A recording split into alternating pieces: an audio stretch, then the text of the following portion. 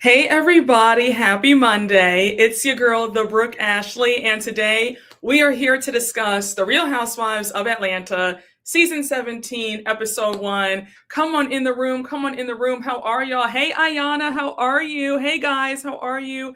Come on in, come on in. How are y'all feeling? I hope you guys had a beautiful Easter. I hope you had a wonderful weekend, and it feels good to be back on this gorgeous sunny day.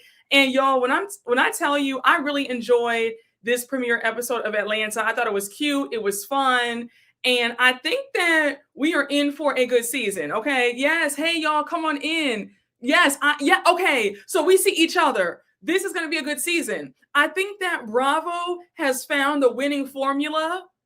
And between this season of Atlanta and Rhode Island, we are really in for a good time, and I'm excited. I really am. I really am. Oh, I'm giving you Jackie O, first lady. Oh, thank you so much. Thank you. Yes. Okay. I enjoyed the premiere episode. Come on in. You said, hey, lady, new man. Are you talking about Porsha? Yes. Okay. Hey, yes. Sundays are locked in. Listen, they are beating Beverly Hills by a country mile. Okay.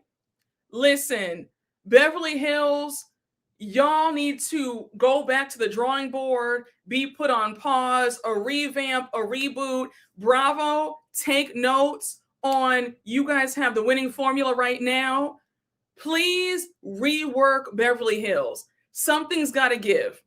Go back to the drawing board with Beverly Hills and OC because they are both going down the wrong road, in my opinion. Okay. But I enjoyed Atlanta last night. Rhode Island was chef's kiss. We'll talk about them in the next live. But Atlanta, I think this is it. I'm loving K. Michelle as a new addition. I'm excited to see what she brings. You know, I told y'all at the Rhode Island premiere last Monday, me and Andy spoke, and I said, Andy, you did that with Rhode Island. When it comes to Atlanta, please tell us that we're in for a treat, because last season, y'all dropped the ball. And even Andy had to agree that season 16 was a hot mess. And he said, no, you guys are in for a treat for this season. We have hit the jackpot. K. Michelle, he loves her down. So when Andy said that, I said, okay, Andy, I'm going to hold your feet to the fire. I'm going to trust you that you guys did your big one for this season, season 17. And so far, so good, y'all. I'm here for it. Yes, no, listen, honey, I've been on, listen, I've met Andy. That was my, fifth time seeing Andy. I've talked to him each and every time. And I've let him know when things weren't up to par. Like the first time I met Andy and we talked, I told him that I was really upset that nobody had Garcelle's back when Lisa Rinna threw Garcelle's book in the trash. And he even said that if he could do that over again, he would have, and he regretted that, right? So I've let Andy know on multiple occasions when I haven't been too pleased, or we haven't been too pleased with how things have been going. So I said, Andy, last season was a whole chop. Please tell me that season 17 is going to give us something. He said it is. So far, so good, right? Okay, y'all. We're enjoying this warm Seattle weather. Hey, Brooke. Oh, come on. It's warm in Seattle. I know that's right. I love it. He didn't regret anything. Oh, you are so funny. You said we thank you for your services. Listen, y'all, I'm going to always speak on everybody's behalf, okay? Y'all know me. I'm not somebody who is going to freeze up around anybody, okay? So when I'm in these rooms, I'm going to make sure to open my mouth. Now, if the housewives or somebody runs away from me, I can't help that. But just know, when you see me with one of these housewives or whoever, just know I'm going to ask the questions. You know, I don't get tongue-tied. I don't get nervous. I'm going to ask what needs to be asked. So we don't have time to waste. Literally, we don't have a minute to spare. So I'm not going to get around and just get all nervous. No, baby. Why'd you do that? Why'd you say that? And these housewives know. That's why some of them run away from me when they see me. They know I'm going to ask them the questions that need to be asked. Okay? But y'all, come on in the room. Hey, Damon Jones, thank you for the super chat. Tell him the same about Beverly Hills next time. Yes, I will, Damon. I will. There wasn't enough time. And I wanted to really focus on Rhode Island, and I did want to ask about Atlanta. But the next time I see Andy, I will be putting in my 2 cents about Beverly Hills. I got you. You can take that to the bank. I got you. And I'm going to see him again soon, okay? So the next time it'll be Beverly Hills needing a pause and a reboot and a recast. All right. All right, y'all. Come on in. Hey, Jameer. Hey, my moderators. How are y'all doing? Yes, honey, we have a reputation, okay? I feel like Atlanta is actually a functioning friend group. Yes, it did feel that way in this premiere. All right, y'all. Come on in the room. Thank you. It's a dress. It's a dress. Thank you so much. Thank you. You said you thought you were late. I just started my new job. Okay, come on, new job. Congratulations. No, you are right on time. You are right on time. Can you ask for Potomac funding? Okay, I'm going to ask for them to upgrade Potomac and the trips and the functions and the food, because those spreads are lacking. I got you. So I'm gonna ask about Beverly Hills the next time I see Andy, and about Potomac needing some financial help. So yes, Drew really gave Atlanta a second wind. I agree. Okay, y'all. Let's come on in. Yes, upgrade the people, honey. Okay. Y'all are. Thank you so much, honey. Thank you. Thank you, friend. Yes, I got you. No more chicken-ish bingo. I got you. I got you. All right, y'all. Let's come on in. You guys have me screaming already. Andy got to drop some coins in the breezeway, honey. Y'all are so sweet. Y'all are starting already, honey. All right, y'all. Okay, guys, let's get into the Real Housewives of Atlanta season 17. Again, I enjoyed this premiere episode. If I had to rate last night's premiere, I would give it like an 8.59. Like, I really enjoyed it. They really did a great job. So I did not have any complaints. I was thoroughly entertained. Yeah, like they get high marks. Okay, you said an 8.5. Okay, so 7.5. It was a great premiere to me. Oh, you gave it a 4? Honey, we have a critic in the house, honey. You said a 4. You said, girl, I don't know what you talk about. Okay, Jameer said a 9. Okay, you said a cute 8. 8 for me. 8.5. Okay, a 9. It was T. Yes, it was T. 7.5. I haven't watched it yet. Well, I think you're gonna enjoy it. It was a really great premiere, I thought. Baby, you not a 4? Oh, you said a 5, a strong 7 for me. 8. Okay. All right. I was surprised there wasn't even a pre-recorded Watch What Happens Live. I think that Andy's on a break. He might be away. I think he might be out of town or on vacation. So that's why there was no Watch What Happens Live. Okay, a 7. You said I stopped watching the Housewives franchise recently. I tune into your recaps only. Oh, okay. Well, I would say get back into Atlanta and Rhode Island. Okay, a 5.6. I would say 7.8. There were moments I found myself waiting for Rhode Island. Okay, I understand. I can see that. I see that. But okay, yes, I agree. It was a lot better than the last couple of seasons. Okay, you give it a 9. Okay, we see each other. Okay, so the consensus was that overall we all enjoyed it. You said maybe because I was sleepy. A 10 for me. Yes, I thought it was really good. Okay, we see each other. I really feel like I didn't really have any complaints about it. So I don't think it's fair to compare these seasons to the glory days.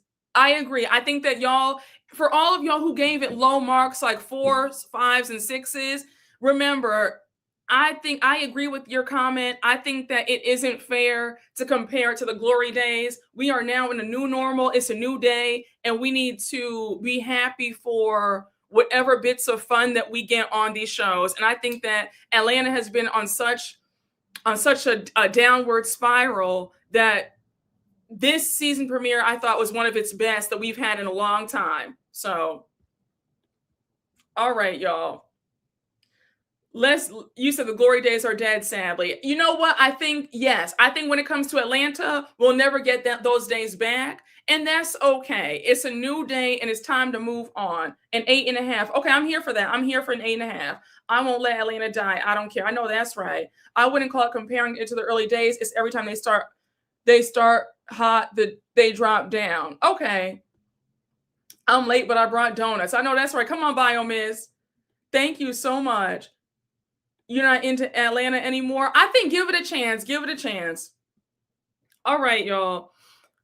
So now we open up the premiere with, a few cute short scenes. We see Phaedra at home. She's talking to her son Aiden about his homecoming date, what he's looking for. Aiden says that he wants her to be super good looking. And then Phaedra's like, oh, well, what if she's not smart? So now Aiden's like, well, mom, we need to hook you up with somebody who's rich, somebody like Drake, because he's really rich. So Phaedra was like, I'm rich too. Like, what are you talking about? Again, I think it's so cute to see Phaedra and her kids.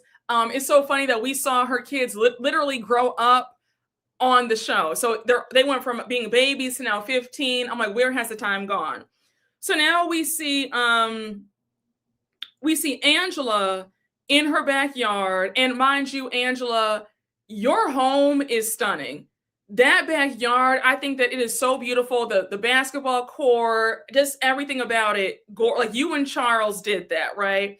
Now we're gonna kind of breeze by this scene because all of the Charles stands got on me last season, and when I tell you, baby, I'm not fighting with the soul this year. I'm not doing it. Okay, you guys already know where I'm getting at because I have some thoughts about their marriage. I had the marriage warriors coming for me, honey. So I'm going to just keep my mouth shut. But you already know what I was thinking at certain parts. But I'm going to just leave that there, okay? Yes, honey. The warriors are waiting in the wings, honey. Charlie's angels need to calm down. Yes, okay. We see each other, friend. We see each other. All right. Okay, thank you. Okay, we have a few people who we see each other on that, okay?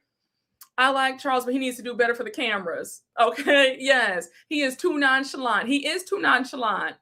Brooke, it's your channel, so please go off. Coming from a married woman, I appreciate you. Thank you, friend. That forced hug said everything. Okay. All right, we see each other, y'all. I'm just not here for all that teasing and being dry with your spouse. So let me just be quiet. Because the married women last year told me, girl, my business, girl, and I wouldn't understand, even though I saw a healthy display of marriage growing up. But let me just be quiet. They said, girl, you're not a wife, so you don't know what it means. So I said, okay, I'm not doing it with y'all, so let's just move on. You said dry as the burgers. It's not cute or funny, but if she likes it, child, okay. All right, they aren't fooling me, Brooke, okay? Y'all, let's just move on. Let's just move on. No, he's nasty to everybody. Just a rude old dusty man. Oh no. Here you go. You have me screaming. You will never know the convictions of a wife in my Porsha voice. Oh, okay. Okay, Dorothy's late, child. What a mess. Dorothy's gonna stroll in to this live at around the hour and a half mark. Okay. All right. But we do see, she's making burgers on the grill. And so Angela says that she's actually like the best cook in the house. Now we know that Charles cooks, right? So Angela says that me and Charles are stronger than ever. They're making great strides in their marriage and they're still standing. Sounds promising. Again, I'm gonna move on. I have my thoughts, but so now she's asking if Charles likes the burger that she made. Did Charles ever say if he liked the burger? He just showed it to the camera. I mean, he wolfed it down. So I'm guessing that he enjoyed it. I don't know, but he made a few grunt noises and then he coughed. So I don't know, but whatever. It looked like he liked it. Even though y'all said the burgers look dry. You said no, he was about to choke. Oh no. Whatever that means. He choked a little. Y'all, he was chewing for a long time. Y'all are so silly. He said it was good. Okay, he was just hungry. Yeah.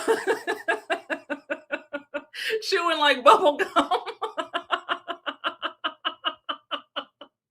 Yo, we are only like a few minutes into this recap. Please, it's too early for me to be laughing this hard already. Oh no. He just wanted to get it over with. Please stop. It looked dry. No cheese, no sauce, no piece of lettuce, nothing. Oh, Jesus. Oh, she put the charcoal in between the buns. Oh no.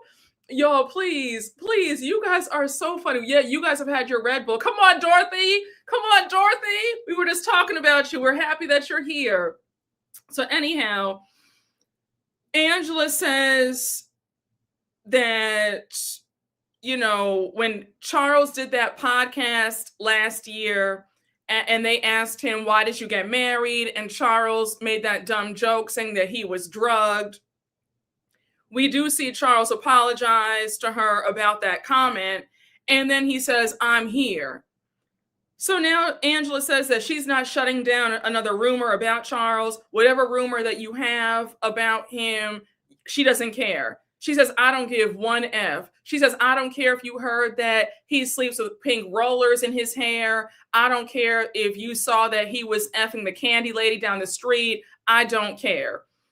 Angela, you seem very defensive about your marriage. And I don't know if that's a good look to say that you don't care about any rumors that are out there about him. I don't know. It is, again, I'm not going to really go into all of it, but I just have my thoughts about that marriage. It feels like Angela is going to hold on, whether it's good, bad, whatever. I just get that impression that she just wants him by any means possible. So it doesn't matter what anybody says because she wants her man. Like you get what I'm trying to say. It kind of gives desperado, but I'm gonna just leave that. I'm gonna just be quiet because I don't feel like fighting anybody in the comments. But just that energy of, whatever you hear about my man, leave it over there, because you do have women who will turn a blind eye because they want their man. God bless. So I'm just leave that there. Yeah, she's white knuckling. Yes, that's what it gives me. I get that vibe. Yes. So now, she says that, she asked him for a hug. She says, give me love. And Charles says, here we go. And then she whispers to him to touch her butt. And so he touches her butt and they start laughing. I'm gonna just leave that alone. God bless. That's when it comes to them, God bless. That's all I've got. We're moving on. So now we see Porsha going to a photo shoot, and it is K. Michelle's photo shoot. So I love how we were introduced to K. Michelle as a housewife first episode in. I was nervous that they were going to make us wait to see K. Michelle by like episode 3 or 4, but Bravo said, nope, let's just get right on into it. We're going to have K. Michelle right from jump. I loved it. I think K. Michelle looks beautiful. She looked gorgeous in this scene. And I like her. I'm liking her so far as a housewife. So now we find out that K. Michelle is doing a photo shoot. It's for the first single off of her country album. We've all known that K. Michelle has always wanted to do a country album, right? So now Porsha says that she's known K. Michelle for years. They've done movies together. They've been around each other. Like they just live for each other, okay? She's always enjoyed K. Michelle's career and music. So now K. Michelle introduces herself to us. She says, I'm a mom, I'm a singer, I'm an actress and a songwriter, 4 #1 albums on Billboard, 2 platinum records. We know that K. Michelle is accomplished. Like, make no mistake about it, Mama has a career, okay? A real career with real hits. She says, I've made songs that made people laugh, cry, smile, dance, everything. I'm a mood changer. So now her and Porsha sit to talk. And Porsha says, I'm so proud of you. You're stepping into country music. A lot of people don't know that, Black folks, we invented country music. Like we started all of this, right? So now we're reclaiming our time. So K. Michelle says when she first came into the music industry, the industry told her that it would be easier for her to do R&B than country. So she said that she would always press them about wanting to do country, and they would kind of be like, you know what, girl, to stick to R&B, girl, to stick to R&B. But she's finally reclaiming, and she's now doing country, as she should. She says it's been years of a fight, but she's here. She says that seeing Beyonce do Cowboy Carter, she was so happy because Beyonce saw what she was doing and all of that. So now we do see that the month prior, Beyonce sent K. Michelle a bouquet of flowers, and her and Porsha were going to go to the Cowboy Carter concert in Atlanta. Porsha had me screaming because in the note that Beyonce wrote to K. Michelle, Beyonce wrote, I hope to meet you. I'm excited to meet you. Porsha was like, girl, I will hold your purse. I will take the pictures. If I can just be in the room with you and Beyonce, like, girl, I'm here for it. And I know that's right, honey. Porsha was like, baby, just let me be in the room with you and Beyonce. I don't even need to say anything. I will just be a fly on the wall. I could not stop laughing. Again, that's a major flex. The fact that Beyonce sent you flowers and she, K. Michelle, you don't even need to be getting into like any deep arguments with anybody because all you need to say is, baby, Beyonce knows who I am. I have 4 #1 albums. I have platinum songs. Like, girl, baby, I'm on another level. There's a, what do you need to argue with anybody about? Like, you're that girl, right? So now Porsha says that, oh no, K. Michelle says, Porsha, you look amazing. And Porsha says that she went through so much last year and she's finally taking care of herself now, putting herself first. So we find out from Porsha that her divorce is final. Thank you, Jesus. Won't he do it? Because I was so tired of hearing about Simon. I really was. Like, Simon, the way he was on the blogs every other day, I was like, oh my gosh, this man is attention starved. So now she says that she feels okay, she feels good, but nothing is holding her back. It's been a long time coming. And then she says the main things that were in the prenup that were fair happened. So now the producer's asking her about just where does she see herself? Does she see herself in the house? And Porsha laughs and says, well, I am paying all the bills. So yeah, I do foresee myself in this house for a long time. Now, Porsha, the fact that you got the house out that man, I have to applaud you. Like, I do. And Porsha, you know that I get on you, but I really have to give you your propers because you're in that gorgeous home. That home is stunning. And the fact that you got that man out of that house and that is now your house, I can't be mad at you. I can't. I really can't. Yes, Porsha is goated. She is. Now, I'm going to get Porsha in just a few minutes, but yes, Porsha is goated. Porsha scam. Give her 10s. Yes, honey. Simon was stupid to ever sign that prenup. Oh, he sure was.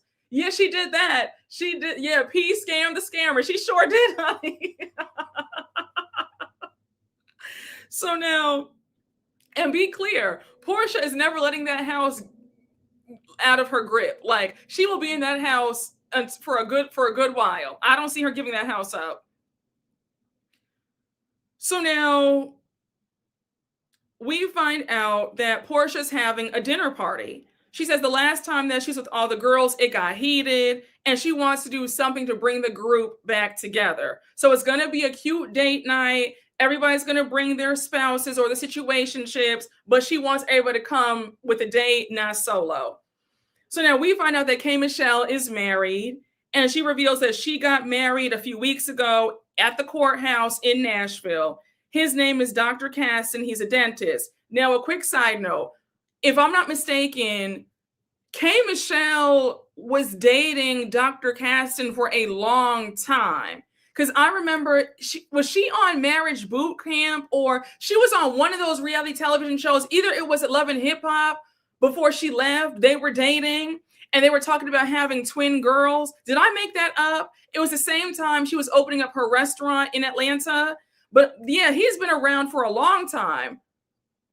Not K. Michelle being married to Madison. Yes, since high school. Yes, she said that they had been dating since high school. But I remember seeing him on one of the shows that she was on like a while ago. So he's been on and off, with her for a long time on TV. She was on that show. Evelyn was like, yes, the Queen's Court. It was Marriage Boot Camp. I remember that. Now, I really hope that this marriage lasts.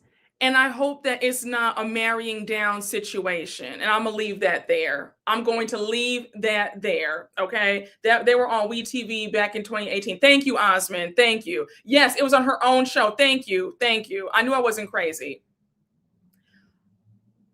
I just have some thoughts about, you know what I'm saying? Okay. Yes. I hope she signed a prenup. I hope that she signed a really good prenup. That's all I'm gonna say. Okay, so we all see each other. We all see each other about, okay. Okay.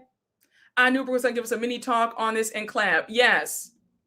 Maybe I hope so. I really hope so. I know dentists make good money, but let's be honest.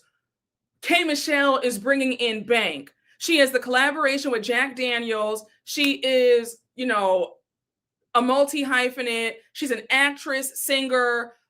Mama is a multi-millionaire. So I hope that he's pulling in a lot of money. Again, you guys know how I feel. And all I'm going to say is God bless.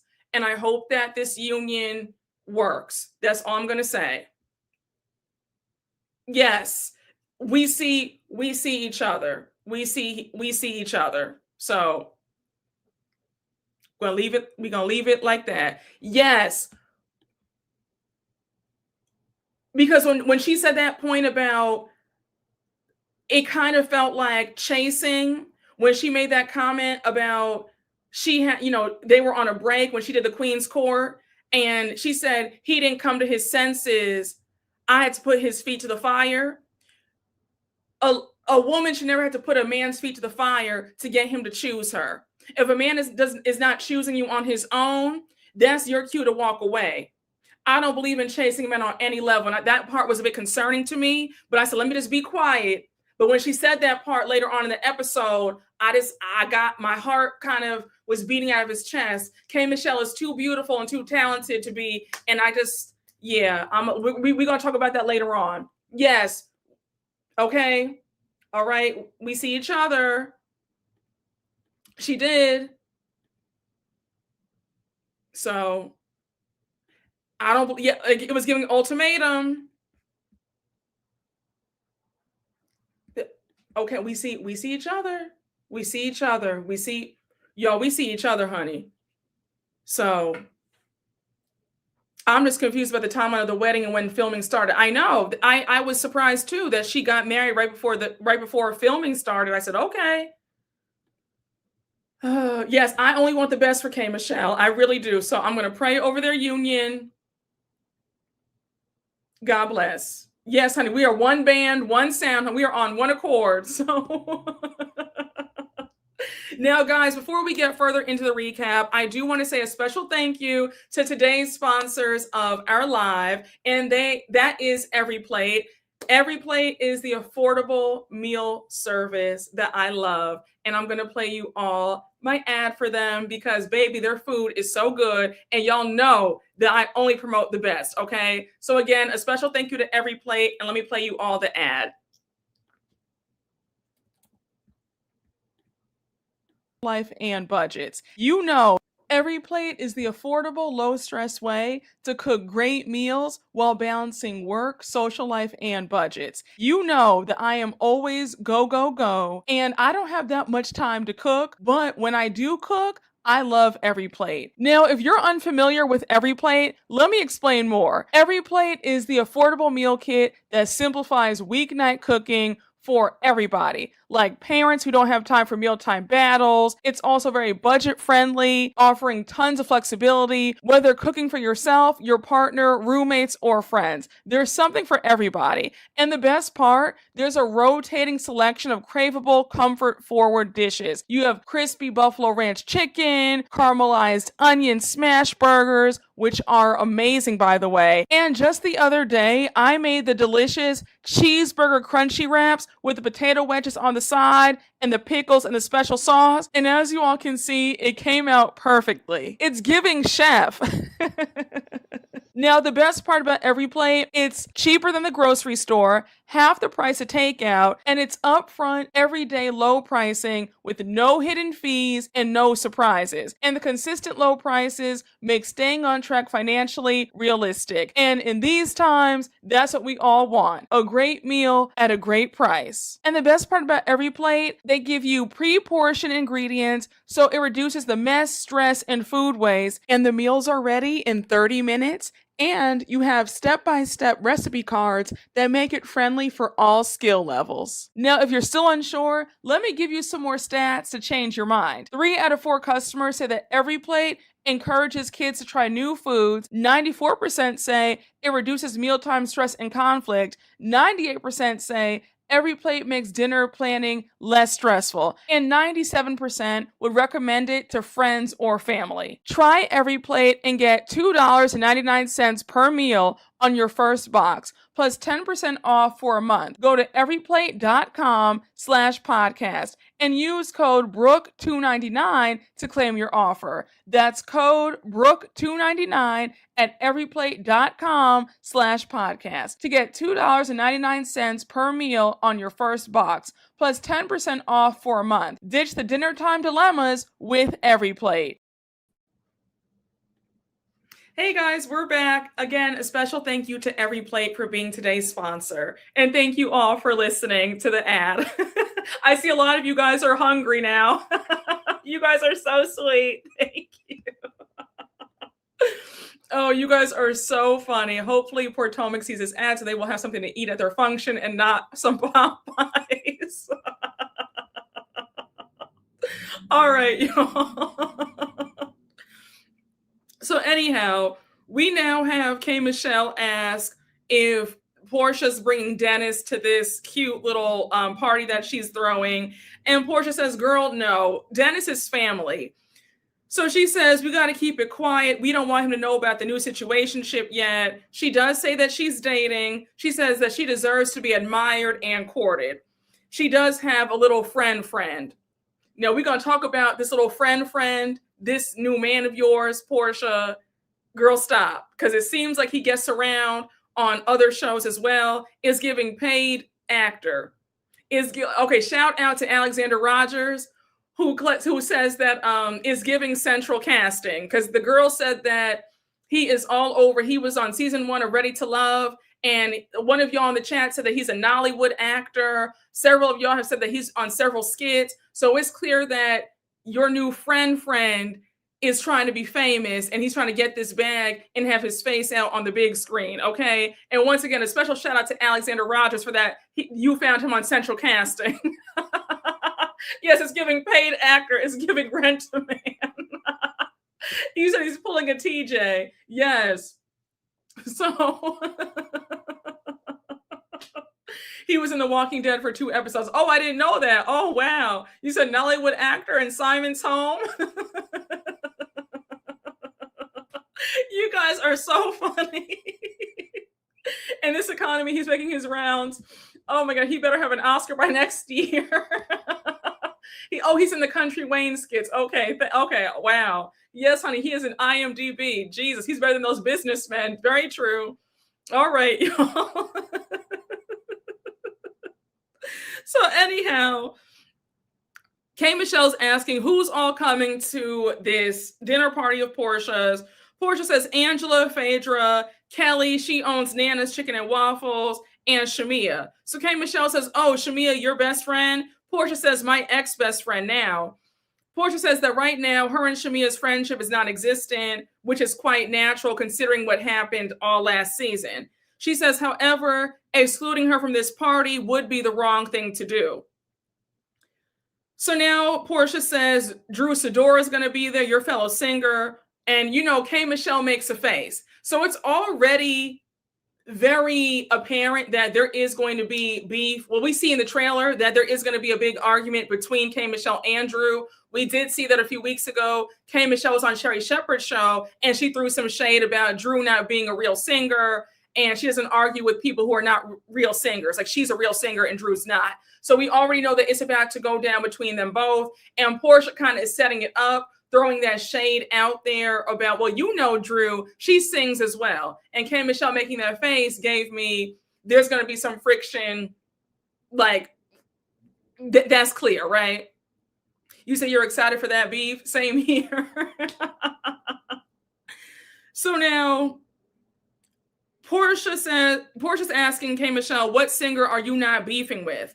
So before K. Michelle can answer, Porsha says, K, stop. Stop everything that you're doing, because it's all about elevating, all about going to the next level. So K. Michelle gets emotional and says that I feel like my reputation in Atlanta, people judge me and think that I'm angry. So now Porsha gives her some words of encouragement. She says if there were anybody who's felt misunderstood over these past couple of years, like, girl, I get it. Now, Porsha, time out. I don't think that you can compare your journey to K. Michelle's journey, because the reason why you felt misunderstood was due to your own actions. Like, Porsha, that's been my biggest thing with you over these last 4 or 5 years. There is no ownership. You don't take accountability about anything. You quit the show when you got with Simon because you did not want to answer to the fans or your cast members about how you got with this man in the first place. And then there's been no ownership over how you acted on your spinoff show. I'm still not over the fact that you tried to physically harm and assault your child's grandmother. You tried to physically harm Dennis's mother, and there's been no accountability for that either. I think that you want to mistake people trying to hold your feet to the fire as we're misunderstanding you. No, we're not misunderstanding you. We're just saying, can you ever own anything that you do? Like, we all make mistakes. We all have our off moments, but you can't seem to own it. So no, I'm not here for this. Oh, girl, I understand you. I feel misunderstood too. No, in your case, Porsha, you show your behind, and then you don't want to. Nobody can talk about it. That's our issue. We're not purposely trying to misunderstand you. It's just that you take no ownership. There's a difference. And I'm sorry, Porsha, but I was just rolling my eyes like, girl, you just can't help yourself. K. Michelle, I can see her feeling misunderstood because they've tried to paint her as the villain since she came on, the scene. But with you, Miss Mamas, I'm sorry. That's not that. Like, don't conflate what K. Michelle's going through to your nonsense. Just my 2 cents. Yes, she was mad at Tamron Hall. Yeah, she said that Tamron Hall was mean to her, all because Tamron Hall asked her, girl, the way you got with Simon was crazy. Do you take any ownership? And she was mad. Porsha, it's always somebody else's fault. Even on her spinoff show, the day after the big altercation with Dennis's mom, her cousin tried to call her out like, hey, do you regret what you did? And Porsha was like, I'm not talking to you. And she told production, don't film this. You guys go over there. I'm not speaking about this. Don't ask me about this. Like, it's always an excuse. She wants to be coddled, like you just said. Yes, no, it's the revisionist history. It's so true. Porsha is the queen of that. She wants to rewrite history, and we're not letting it go. So Porsha has a master's in deflection. I agree. Again, for all of the Porsha fans who swear that I hate Porsha, that's not the case at all. I've been a big fan of Porsha's. I've not been here for Porsha's nonsense over the last few years. The Simon stuff turned me off. The way she acted on her spinoff show was a huge turnoff. And then last season, she was also a mess. I just feel like I like Porsha, but I'm not going to sit up here and turn a blind eye to when she shows her behind. That's it. That's all. And I don't like how her stands act like if you critique her, then you hate her. It's like, no, I don't hate anybody. I think Porsha is great TV. She's beautiful. She brings a lot to the show. But when she doesn't take ownership for her actions, that's when I just can't get with her. That's it. That's all. So laziness. Listen, these women, they don't have the capacity for YouTube. They want to be lazy. They treat it like it's a quick buck. It's not going to happen. Between her, Shamea, and all the other girls with YouTube channels, they leave it for dead because their hearts really aren't in it. So Just my 2 cents. Hey, Sean, living life. Thank you for the super chat. Hey, Brooke, been away for a while, but I'm here for this mess of a show. Sigh. What is this, honey? What is this? I mean, I enjoyed it. Maybe I have rose-colored glasses, but I thought that it was a pretty solid premiere, and I am hopeful for what's to come this season. Hey, Damon Jones, thank you for the super chat. The country album better have 20 tracks for line dancing for how long she's been talking about it. Did she talk about it on Love and Hip Hop? Yeah, she has been talking about it for a long time. I have high hopes for her country album. I'm sure she'll give us a good 20-track album, maybe 22 tracks, because I don't think that K. Michelle gives like short albums. She does give you like a long album, in my opinion. Hey, Bio Miss Flores, thank you for the super chat. She might not know how many days are in a year, but she knows how many square feet in her new house from Simon. I'm screaming, Simone R. I'm screaming. Hey, Bio Miss Flores, thank you for the super chat. K. Michelle was well established at least 7 years ago, so all of a sudden he married you. I hope it isn't a here damn ring. Yeah, I hope so too. I hope. Listen, I have some thoughts about their marriage. I'm going to keep them to myself for now, but we're all on the same page when it comes to this marriage. Hey, Dogchild99, thank you for the super chat. Why do these high-earning women like Jennifer Williams, Mary J, Fantasia, Nikki, K. Michelle get with these types when there are Morris Chestnut and Idris Elba adjacent men in their circles? Darkchild, that's a conversation for another day. First of all, you know how we have those talks about how Black women need to spread the net wide and stop looking for just So it's a combination of that, desperation.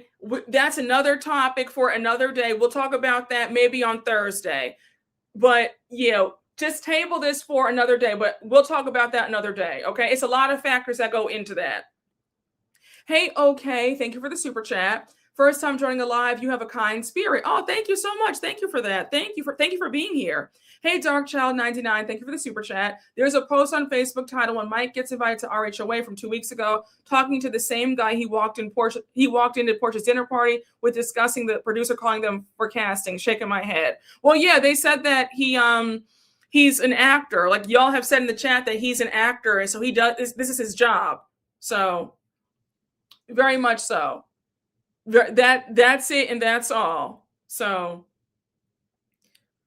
anyhow, K. Michelle says that her time in Atlanta with women has destroyed her. Bunch of women who dated her ex, from them trying to blackball her out of Atlanta. She's been through a lot. She says that Atlanta is mean girl city, and the whole height of her career has been improving them bitches wrong.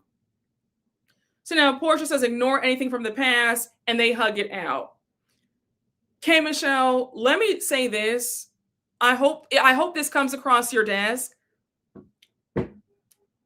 You have proven all of your haters and your enemies wrong, okay? You don't need to do anything more. You are successful. Your career has taken off. You are on Bravo. You are on The Real Housewives.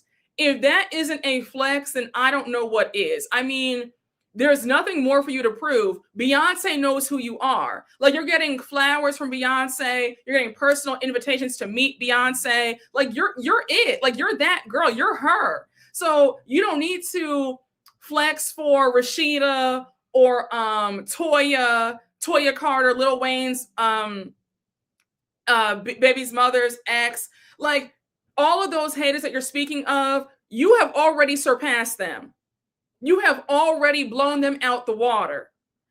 Even Rashida and Kirk had to acknowledge that you are killing it in the game in a recent interview. So you don't have to do anything more. Don't even give them another thought, okay? You're winning. Your haters are having to see you succeed, okay? God has put your enemies, they're sitting at the table. God has prepared the table before all your enemies, okay? So you are winning. So again, I don't want you to spend another moment trying to get back at your haters. You have already beat them. You have already won. So put that out of your head, right? Yes, Mimi, Toya, all of them. She's surpassed all of them. Angela Yee. So at the end of the day, they all have to watch her eat and succeed and thrive while they're over there in the dust. Respectfully.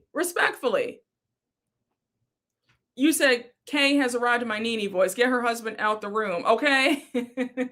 Rashida make him want to cheat on me isn't worth it, okay? They're saying in the unemployment line. Did the show get canceled? Yeah, they said that Love and Hip Hop Atlanta is now canceled.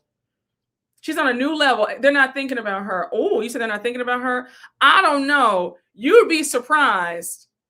You'd be surprised. When folks do you wrong, there's a sick feeling when people do you wrong and they have to watch you surpass them. They might not be thinking about her actively, but trust and believe there is probably a pain in their stomachs when they see her succeeding, in my 2 cents. So, so now we cut to the next scene. We see Shamea at home and the doorbell rings and Miss Kelly comes over. So we see that Kelly and Shamea are best friends. They're super close. I'm going to say this. The bond that Kelly has with Shamea's girls is adorable. When Kelly came in and Shia gave her the biggest hug, she was like, Auntie Kelly, like that was so cute to me. And I'm sorry. I know a lot of folks feel like, oh, you know, Kelly's a social climber and how convenient that now she's best friends with Shamea, the wealthiest one in the group.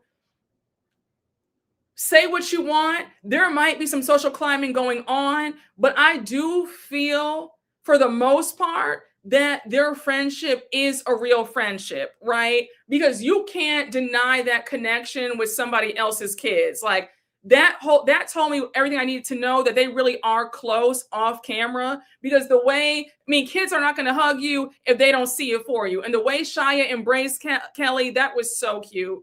Just saying.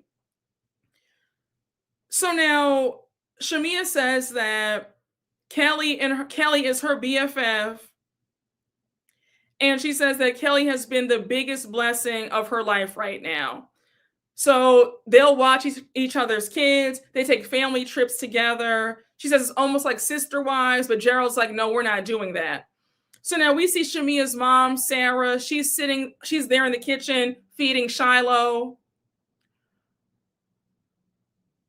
I don't know why. I get so teary-eyed every time I see the baby, Shiloh, thinking about what she's been through, the health issues, but seeing her in her high chair and her, her grandma's feeding her, that was so cute. And she looks like she's doing so much better. She's so adorable. I was like, oh, little Shiloh. She is such a button, like cute as can be, like adorable. Okay.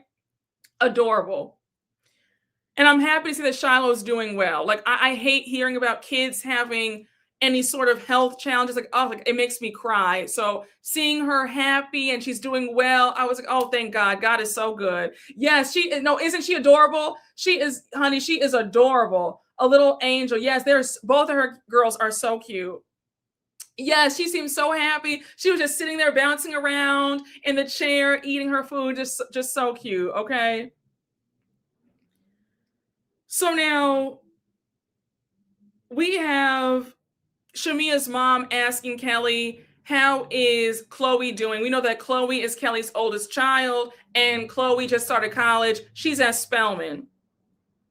So Kelly's like, yeah, I just checked on her the other day. And she was like, hey, Mom, I'm at Morehouse. And I was like, girl, get back on your campus. So now Shamea's mom is laughing. She's like, I know that's right. She's living her best life. So Chloe says, I can't believe that I'm a college mom. Nothing prepares you for your kids to leave the nest. I said, now, Kelly, you still have 3 other kids. So like, you're not an empty nester. So you're fine. Like, you still have time. It's not like all 4 of your girls are out the house yet. Like, you still have 3 other babies. So like, just savor the time with your other 3 girls. Again, I love the fact that Kelly has 4 daughters. Love it. So now Shamea says that she missed Kelly. Kelly says same. Shamea says, I wasn't trying to blow your spot up. I know that you were busy getting ready for college for Chloe. And now we see that Shamea has a college basket for Chloe. Now, I could not stop laughing. Shamea put 2 bottles of champagne in the basket. Kelly was like, girl, what are you doing? She's not even 21. Like, what is this? Shamea was like, girl, stop. Chloe, Chloe is drinking at that school. You learned how to drink in college. I said, Shamea told no lies, okay? Oh, we're gonna talk. Oh, babe, we're gonna talk about Shamea in a minute. We're gonna talk about Shamea. Shamea's body. I mean, Shamea always had a great body, but Shamea, when Shamea stepped out to go to Porsha's party, and they showed you the full Shamea's body, that was well done. You said the Brazzers mommy makeover, honey. No, Shamea did that. We gonna talk because Shamea looked. I didn't like that mullet, but Shamea, that body when she came to Porsha's house, done. I said okay. I said Shamea, she looked good. Shamea, that honey, phenomenal. Yes, Shamea's body is amazing. That rat tail wig, no, yes. Listen, honey, that body was done. Like, oh, just she looked good. She looked good. She looked really good. So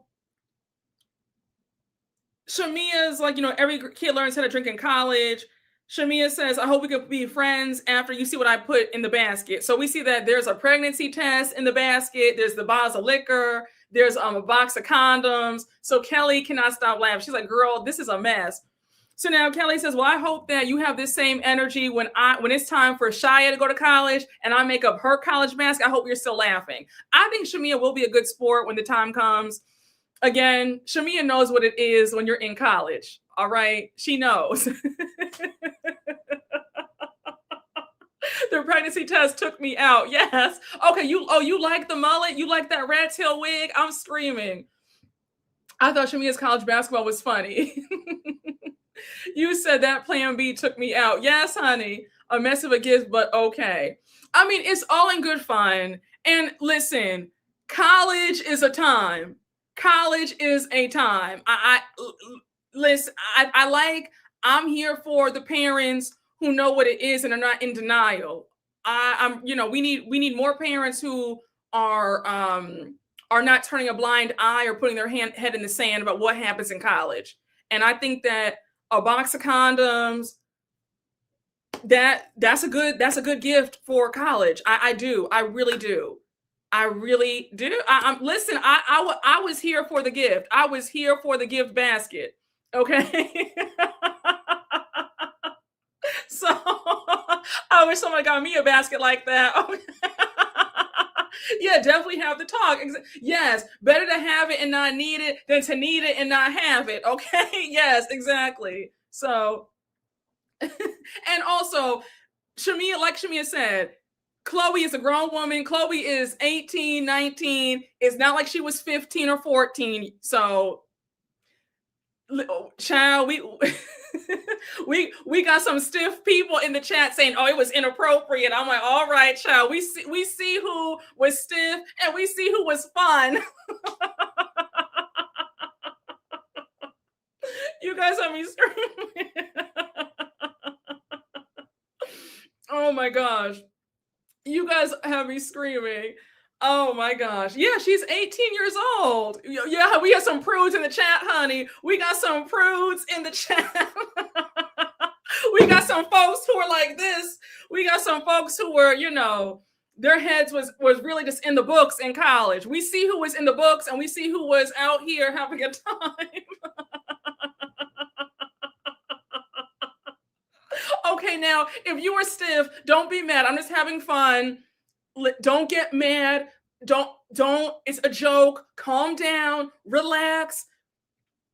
Please, don't come up here fighting me. And if you watch the replay, don't sit up here and get mad. It's a joke. We're just laughing. So, okay. All right. It's the stiff police over here, honey. Okay. And Dee Dee, thank you for the super chat. College was a time. Easter was yesterday, so I'm screaming. Oh my gosh. You guys are so funny. Yes, honey. Everybody calm down. Take a Xanax. In the words of Ramona Singer, take a Xanax, please. Yes, exactly. Child, you would think that Listen, honey. You guys are so funny.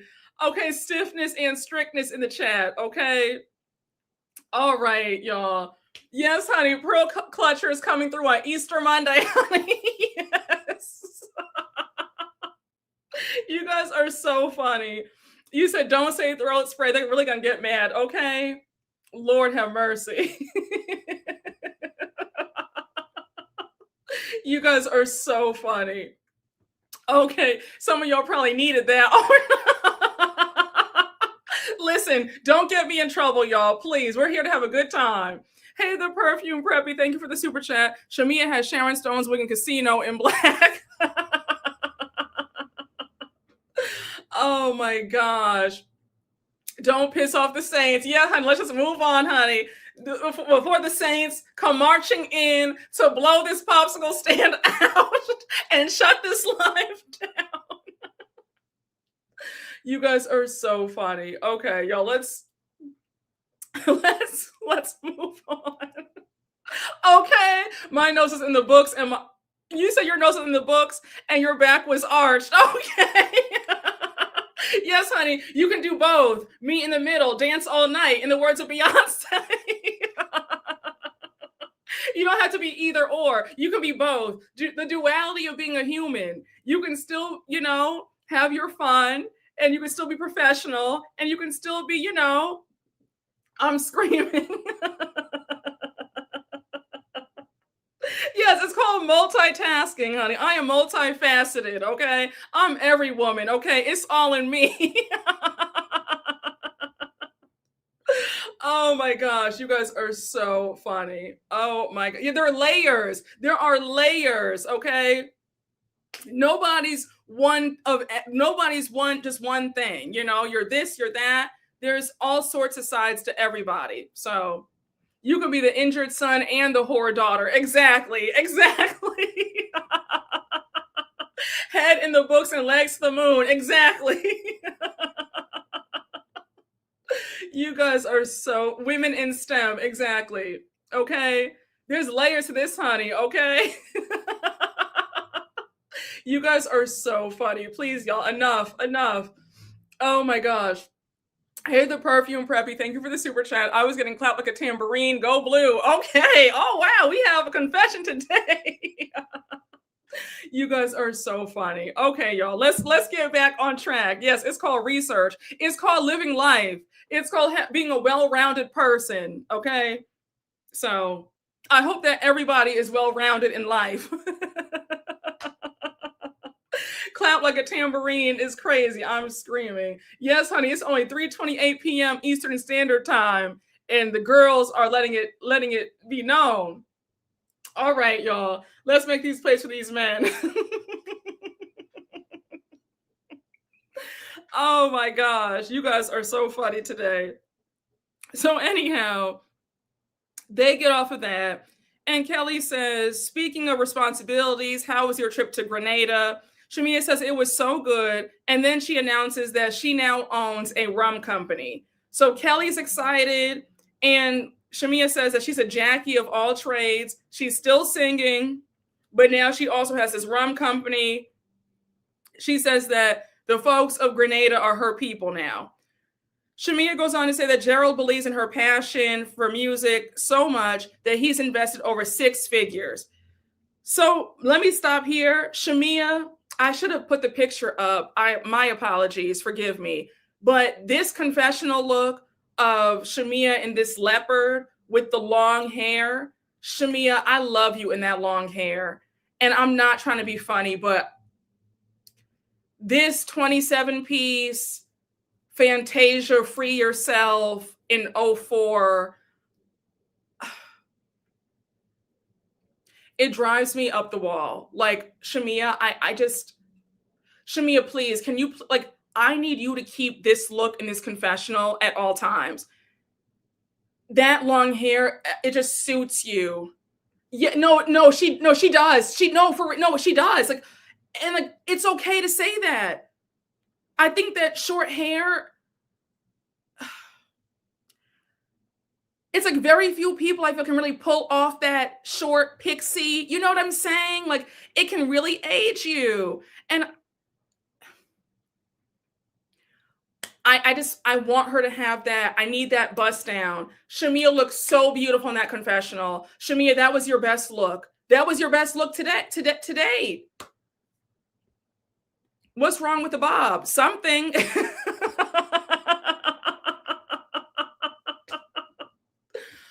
Oh my gosh. Shamea, please.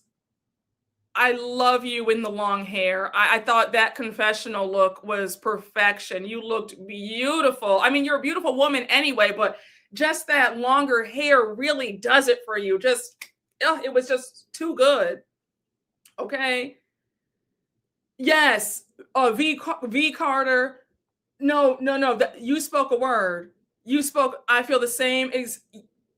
I agree. We see each other on the. I know. I agree. I agree. I agree. We see each other. Let's move on. I don't want people getting upset. I don't want the Bob girls and the 27-piece girls coming for me and being upset with me. But let's just move on. No.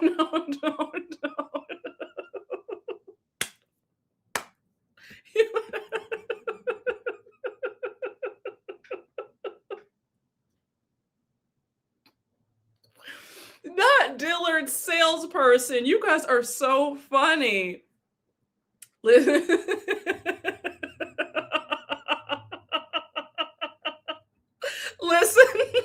I'm not here to fight anybody. I love everybody. You guys are so funny today. You guys must have had a really good Easter. I mean, I know I had a good Easter, but you guys had a really good Easter. The way you guys are coming out the gate. I mean, it's early afternoon on a Monday, and you guys are just coming with the jokes. I mean, it's been nonstop.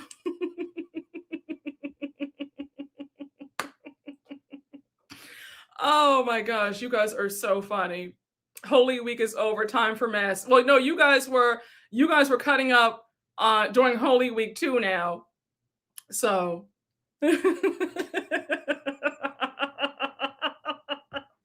you are too much. You are too much. Okay, y'all. Let's just move on. Oh my god, y'all are hilarious. So now Shamea says that she wants to bring something to the table. Now, Shamea, it seems like Gerald has no problem being the sole provider. He makes a lot of money. You were on the radio. You've birthed his children. You bring just you being there. I mean, you bring a lot to the table. So I don't even know why you feel. I hope you're not doing the rum company to feel like you need to pay your husband back, but it sounded like, I want to bring something to the table. It's like you do, Shamea, you do. You've been married for like almost a decade. He loves you. Like, don't get in your head about it. Like, you're doing just fine. And you do have a job, sis. The Housewives is a job. You do get paid. You're not doing Housewives just for your health and just for the fame. You get a nice check. Like, you're making 6 figures. So you are bringing in money, whether you have a rum company or not. Housewives pays. It pays the bills. So yes, Gerald seems to like being a provider. He does. Yes, I agree. We see each other. I could see her being bored. Oh, that's true. Maybe that's what it is. But then again, though, you're on Housewives. You're not bored because Housewives is a full-time job. You're doing press. You film for 4 months, then you do press for the show for another 3 months, and then you get ready for other events because you're on the show. So it's like it's a whirlwind in itself. But maybe that is the case. So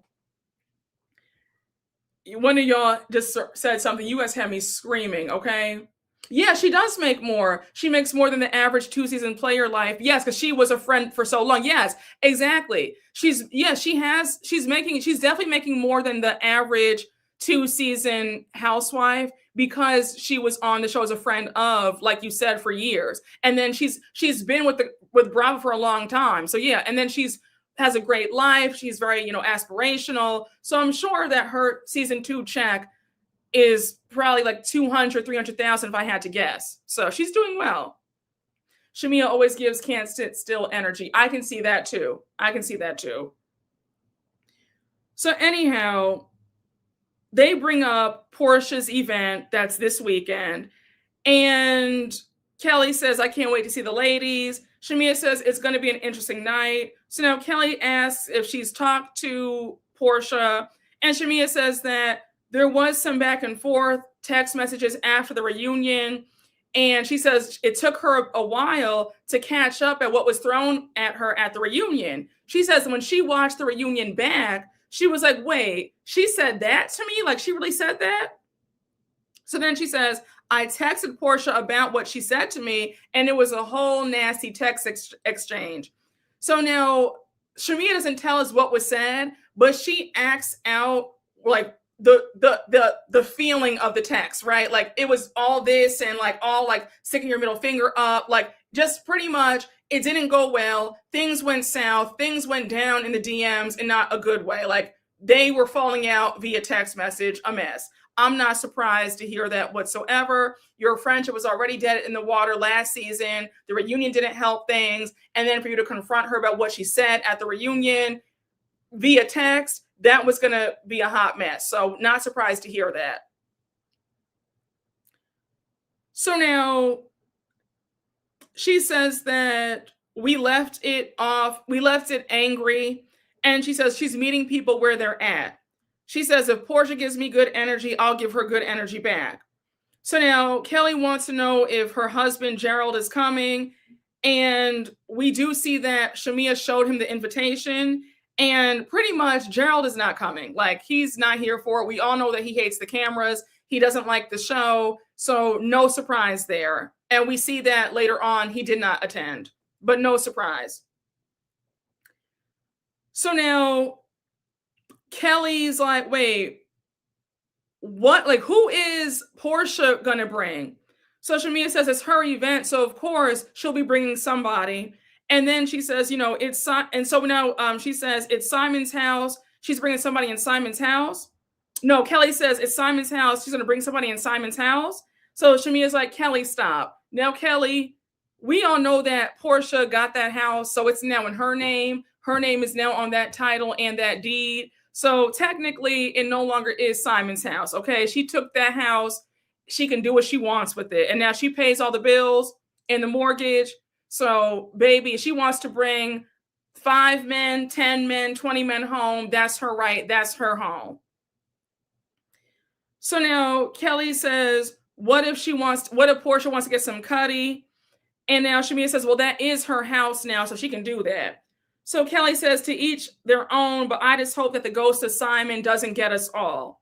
Now, I couldn't stop laughing because all throughout the episode, they kept showing the ghost of Simon walking all throughout the house. I said, production is so petty. It was like a jump scare every time they showed Simon. Kelly is too nosy for me. Yeah, she is nosy. Is Gerald coming? Of course not. Yes, snatch that house right on up under him. Scam on scam, honey. Kelly had it out for Porsha since episode 1 of last year. Kelly is so extra. I agree. But I think that Kelly knows that in order to keep her spot on the show, she has to be extra. So is anybody surprised? I mean, that's just who Kelly is. And we all have to deal with it, I guess. You said I loved her. The jump scare was everything. Shamea is pressed and corny, but I think somewhere along the lines, Porsha got a little jealous of her. Damn, you said Shamea is pressed and corny. My God. Damn, like give Shamea a break. Gee, she's trying. Hey, Chi, thank you for the super chat. Working and trying to catch the live. Love that top. Thank you. Thank you so much. It's a dress, but thank you. Hey, Dogchild99, thank you for the super chat. Just to clarify, I wouldn't give my friends' children that basket. I'm a prude and don't play around like that with my friends' kids. However, I agree with y'all. Educate my own kids early and live life. Sounds good. Listen, friend. I'm not here to argue with anybody about that. We just having a good old time. If you give your friend's kid a basket of condoms and all that, great. If you don't, that's great too. I'm just saying, I thought the gift basket was cute. That's it.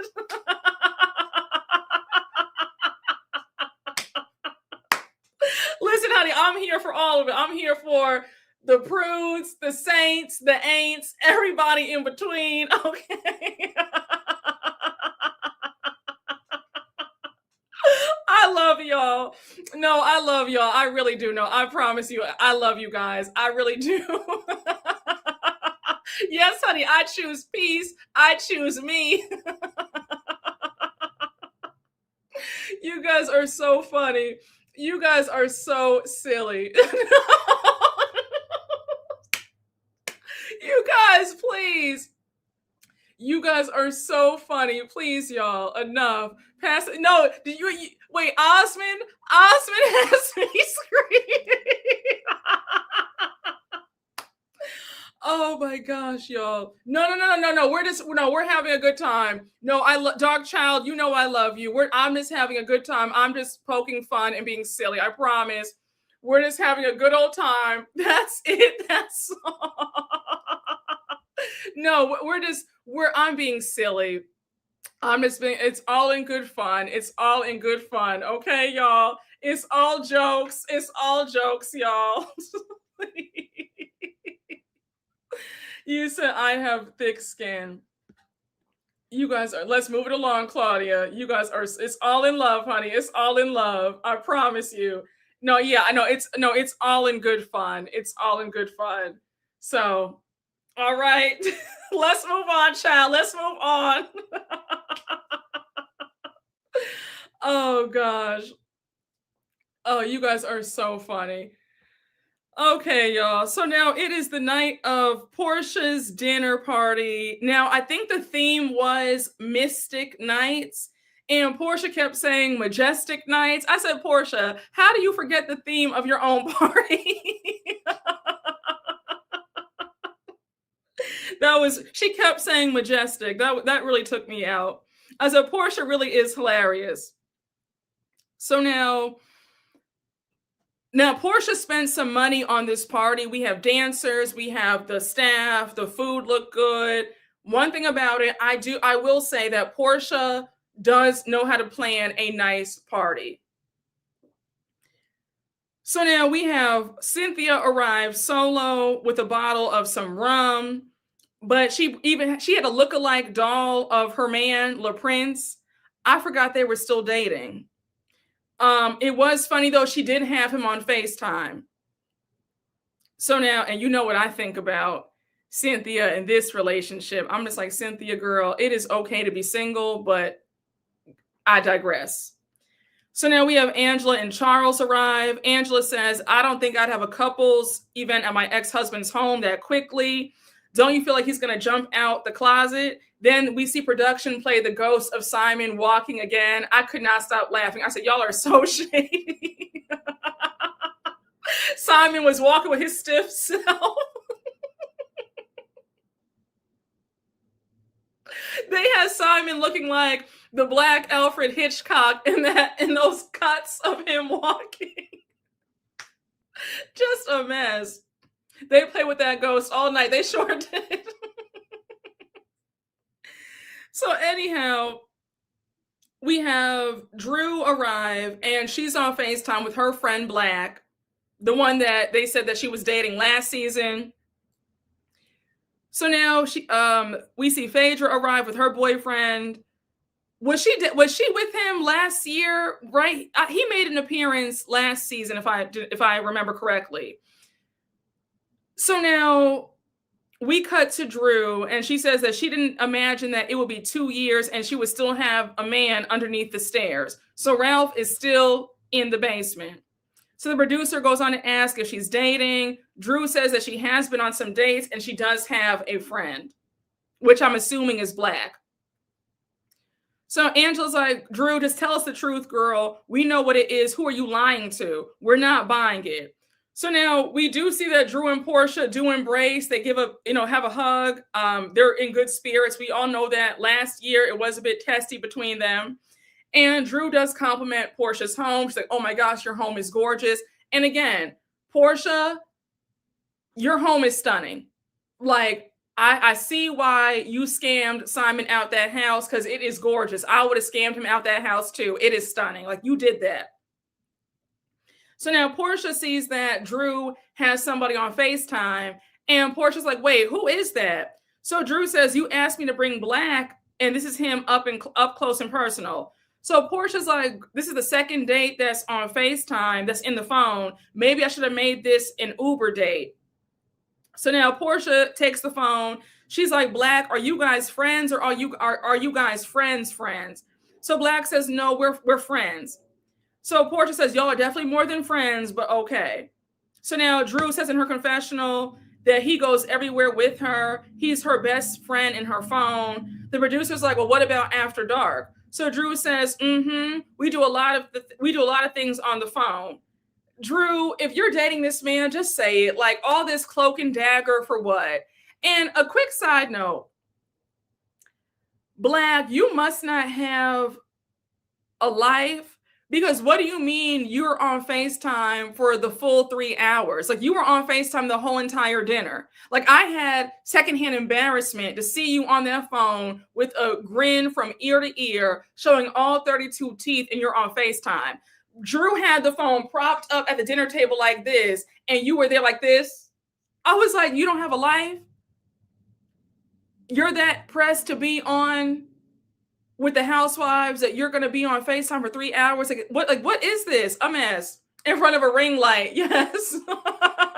FaceTime with a ring light, honey. I feel like Drew can do better. He isn't it. Yeah, I feel that way too. That was so embarrassing for him and Drew. I agree. Yes.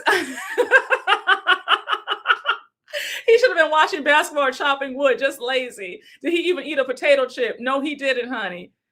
Just a mess, honey. All of that was just stunts. Lame. He was, oh no, wait. Who's the walrus, child? Oh no. You guys are on 10 today, honey. With a ring light in tow. It felt like he was on a job interview. Yes, Phaedra did have me screaming in her confessional, looking like a clown. He wants a day rate for that appearance. Oh, no. Oh my gosh. You guys are so funny. Lord have mercy. Oh my gosh. Not the day rate, honey. The day rate and a gas card. Oh no. He was sitting up straight. Slouch a little bit. Be a man. Oh no.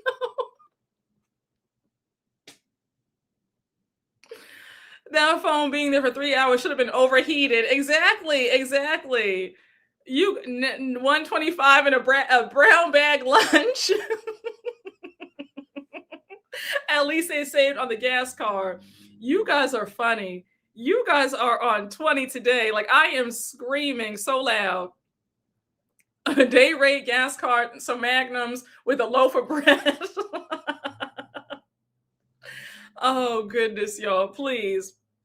So anyhow, we have, when Phaedra walks in, she says she's in a good place with everybody besides Angela, because Angela was all gung-ho that she had something to do with George Jefferson, who's friends with Junebug, about who she gave money to that made her the godfather of Atlanta.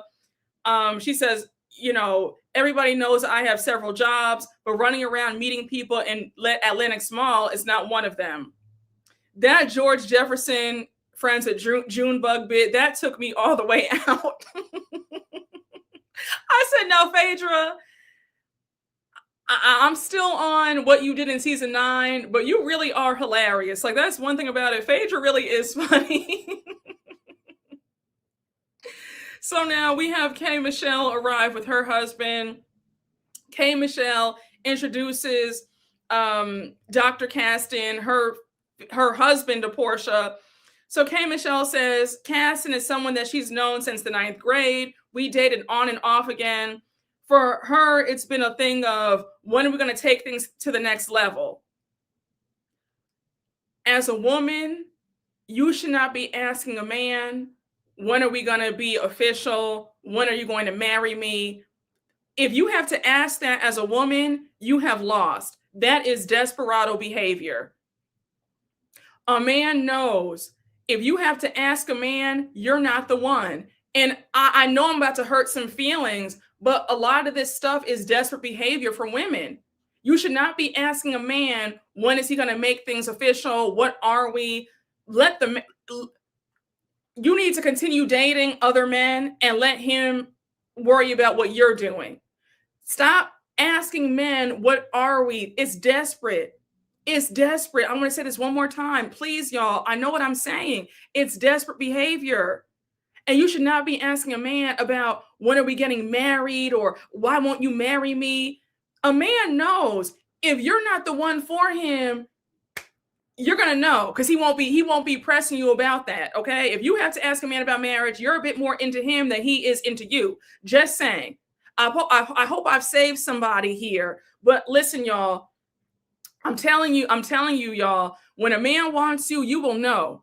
When men want to marry you or take you seriously, they will lock it down so fast, your head is going to spin.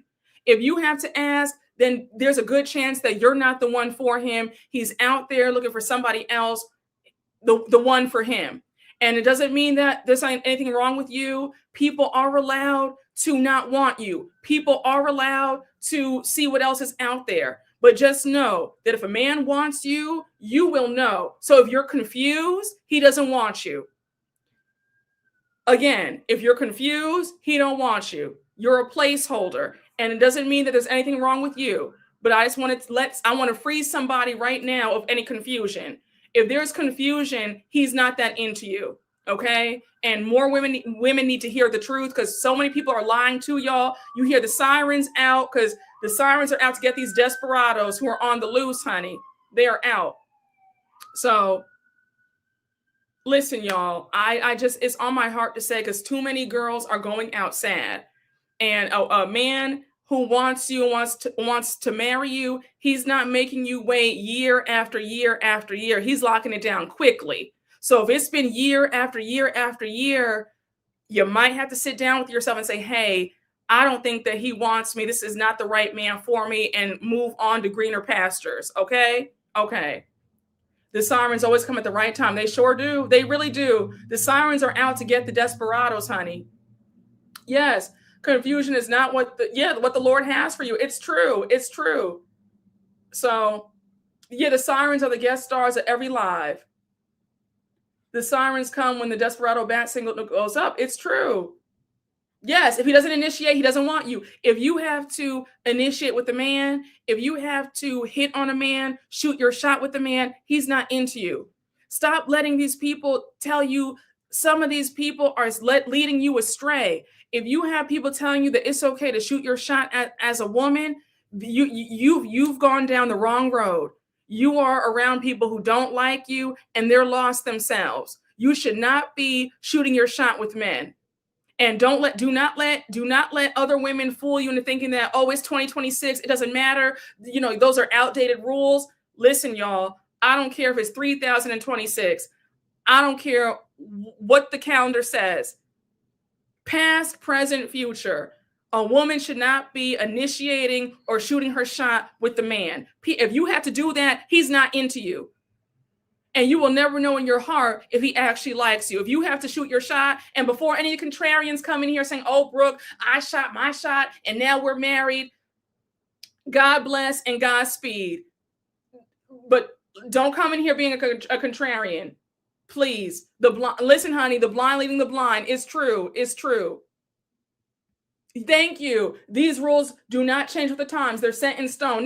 Some things, it's true. Some things, it doesn't matter if we're 1,000 years ahead. It doesn't matter. Some rules apply from the dawn of time. So that's just my 2 cents. Please, y'all. It's just, yes, exactly. They do. They really do. They really do. And if you're the hunter as a woman, you have severely lost, and I feel sorry for you, and I hope that you come around, and I hope that you wake up soon. But if you're hunting as a woman, you've been led astray. So I hope this wakes somebody up. I really do. Yeah, if he doesn't know, it's a no. It's true. Yeah, always. It's a lose-lose game. It's very sad. The dog always chases the cat. It's very true. No, it's very true. And you'll never be at peace. You'll never be at peace knowing if he really wanted you. Life already has a lot going on. Don't make things complicated, please. So they're not, because you have too many women desperados going after men. That's why things are out of balance, because we're having women approaching men, and that's why things are out of balance. So it's really got to stop.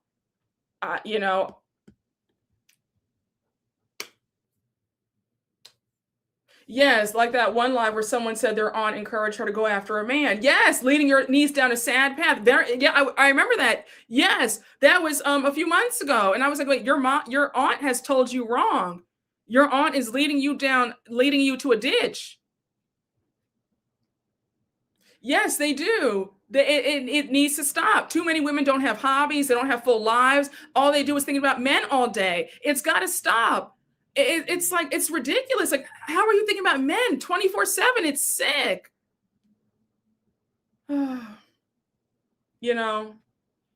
Leading you to sin, honey. No, it's time to get back to Christ. It's time to get back to Christ. Stop hitting on men. Stop shooting your shot. Please. It's got to stop. This craziness, this desperation has got to stop. So, what about Black love, Brooke?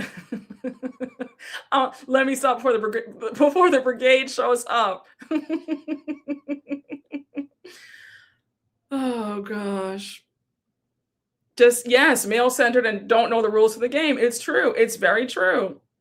These housewives sadly promote this. They do, because a lot of them are desperados too. A lot of them are approaching men. It's very sad.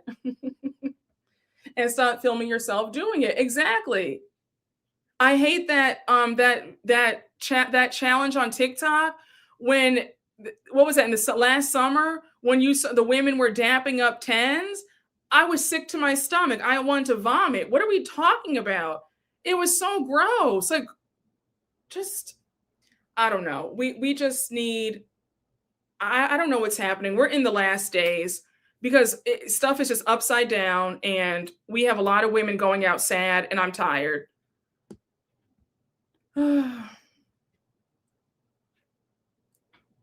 Yeah, saying, hey, bro. Exactly. It's all about self-esteem. It's very true.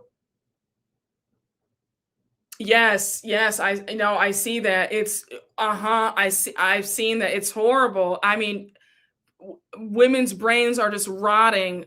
It's all about men. I'm like, there are no hobbies, no substance, no nothing, just how to get a man. It's got to stop. It's very, like, the pick me levels are at new levels. It's wild. Hey, okay, thank you for the super chat. The gag is men don't like being chased. Yeah, I know. They don't. And if a man does, that's a very sorry man. Just a mess, y'all. Yes, all this education, all these opportunities, and all they think about is men. It's like, listen, y'all, let's just get back to the recap, because we'll be here all day. Yes, yes. You are in my head. I want to talk about this. We have so many recaps to do. We have this, Rhode Island. I have to do Beverly Hills. I will be doing a live about that. We'll be doing another dating. We're going to do, I have to. That story is on my spirit. We have to talk about, we will be, rest in peace to a beautiful soul. That story broke my heart when that broke last week. That we will be talking about Nancy Bowen this week. Either Lord willing, Wednesday or Thursday, you can count on us discussing. We have to talk. I cannot let this week go by without a discussion about Nancy Bowen. Rest her soul. A clear case of marrying down, jealous husband. That story blew me. Oh, I can't believe it. We'll talk about that this week. I promise. We will talk about it. Yep, the vice mayor. We will talk about Nancy. We will talk about her. Sicko, a sicko. He needs to be under the jail. You said that's your hometown, Coral Springs down. R.I.P. Nancy Bowen. My heart goes out to her and her family. We will be talking about Nancy, Vice Mayor Bowen. We'll be talking about Vice Mayor Bowen this week, either Wednesday or Thursday, Lord willing. A devastating story. Devastating. I know. She was a bright light, all that potential. What a jealous man who is not on your level will do. That people think that it's elitist and it's classist, but it's not.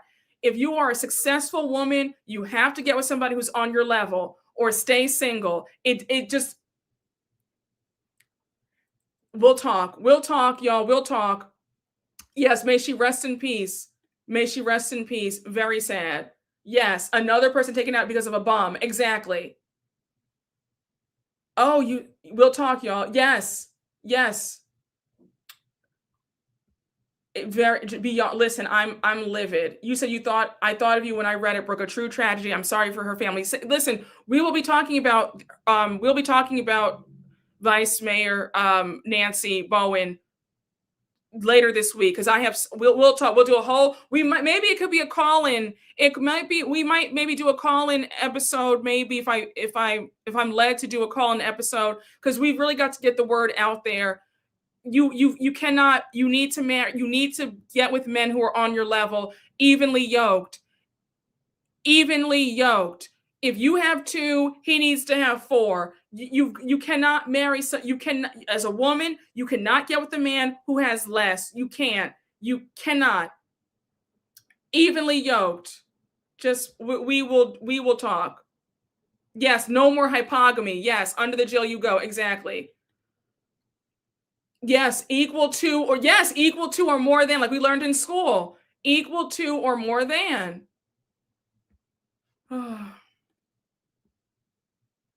Y'all, we will talk. This is it is no joke. It's no joke. And we've got to spread the word. Yes, no more feeling sorry for bombs. Yes, we can't stop talking about desperation. It's very true. It's got to stop. It is very serious out here. Hypogamy is the opposite of hypergamy. Hypogamy is when you marry, date down. A mess. Oh, I believe her last name was Metire. Rest in heaven, Nancy Metire. Yes, it was okay, yes, Nancy Bowen Metire. Thank you for the correction. Thank you. Yes, isn't that terrible? Yes, those are his last words, that he just couldn't take it anymore. We'll talk. Listen, y'all, we will talk about this whole entire devastating. My mind is still blown. Just don't want to use his name in reference to her. Yes. Yeah. Let's not even use. Yes, let's just use her maiden name. Yes, despicable, honey. And they said that he slept. They said he slept like a baby after he did what he did. When the police got him, they said he was sleeping, and isn't it how evil? A demon. I will never stop talking about this because of just tragic. Yes, a demon, devil, monster. Yes, he was. Call him the monster. Yes, I agree. Truly evil, honey. Pure evil. But y'all, we will talk about that either Wednesday or Thursday. we will circle back and talk about that. So,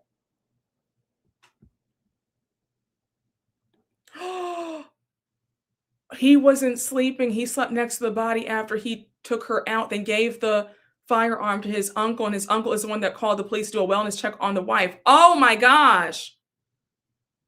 Oh my gosh. A true demon. A true demon. Wow. Wow, wow. I hope he is under the jail for several lifetimes. And trust and believe he will be busting hell wide open for eternity. He's going to roast in hell for an eternity. What a demon. Just a mess.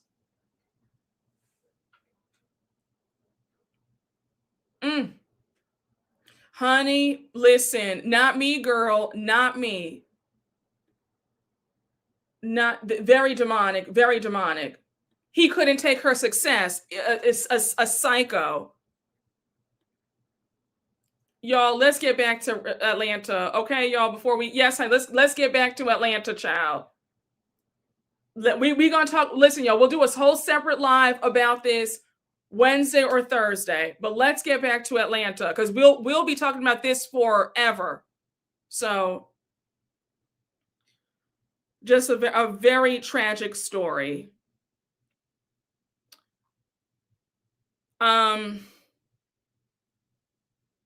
Where were we? Oh, K. Michelle talking about her and her husband. She says when she went on the Queen's Court, they were on a break. They were on a breakup. And that was her telling him there are other men interested in me. She says, I wouldn't say that he came to his senses. I would say that I held his feet to the fire. I already told you guys how I felt about that statement earlier in this recap. No need for me to belabor the point. Let's move on. So now we have Drew and K. Michelle. They're meeting each other for the first time. Drew says, I don't know much about K. Michelle. She was a singer, or she is a singer now, right? Or she's still a singer, right? Drew, don't do that. Like, Drew, love you. I think you're a great addition, but Drew, stop. Like, this is when I'm with the girls and they call you a liar, because you know good and well who K. Michelle is. Like, let's stop. Like, let's not even do that. You know who K. Michelle is. Why are we even playing these games? Like, enough, Drew. Like, let's not do that. You don't have to like her. You don't have to be a fan of her, but let's not. Like, stop. So now, I thought it was funny. K. Michelle is dressed in like it was not a green. It was like like a chartreuse, like that color. She completely missed the memo to be dressed in all black, right? But I mean, I thought that she looked good, but she definitely missed the memo, even though the invitation said all black.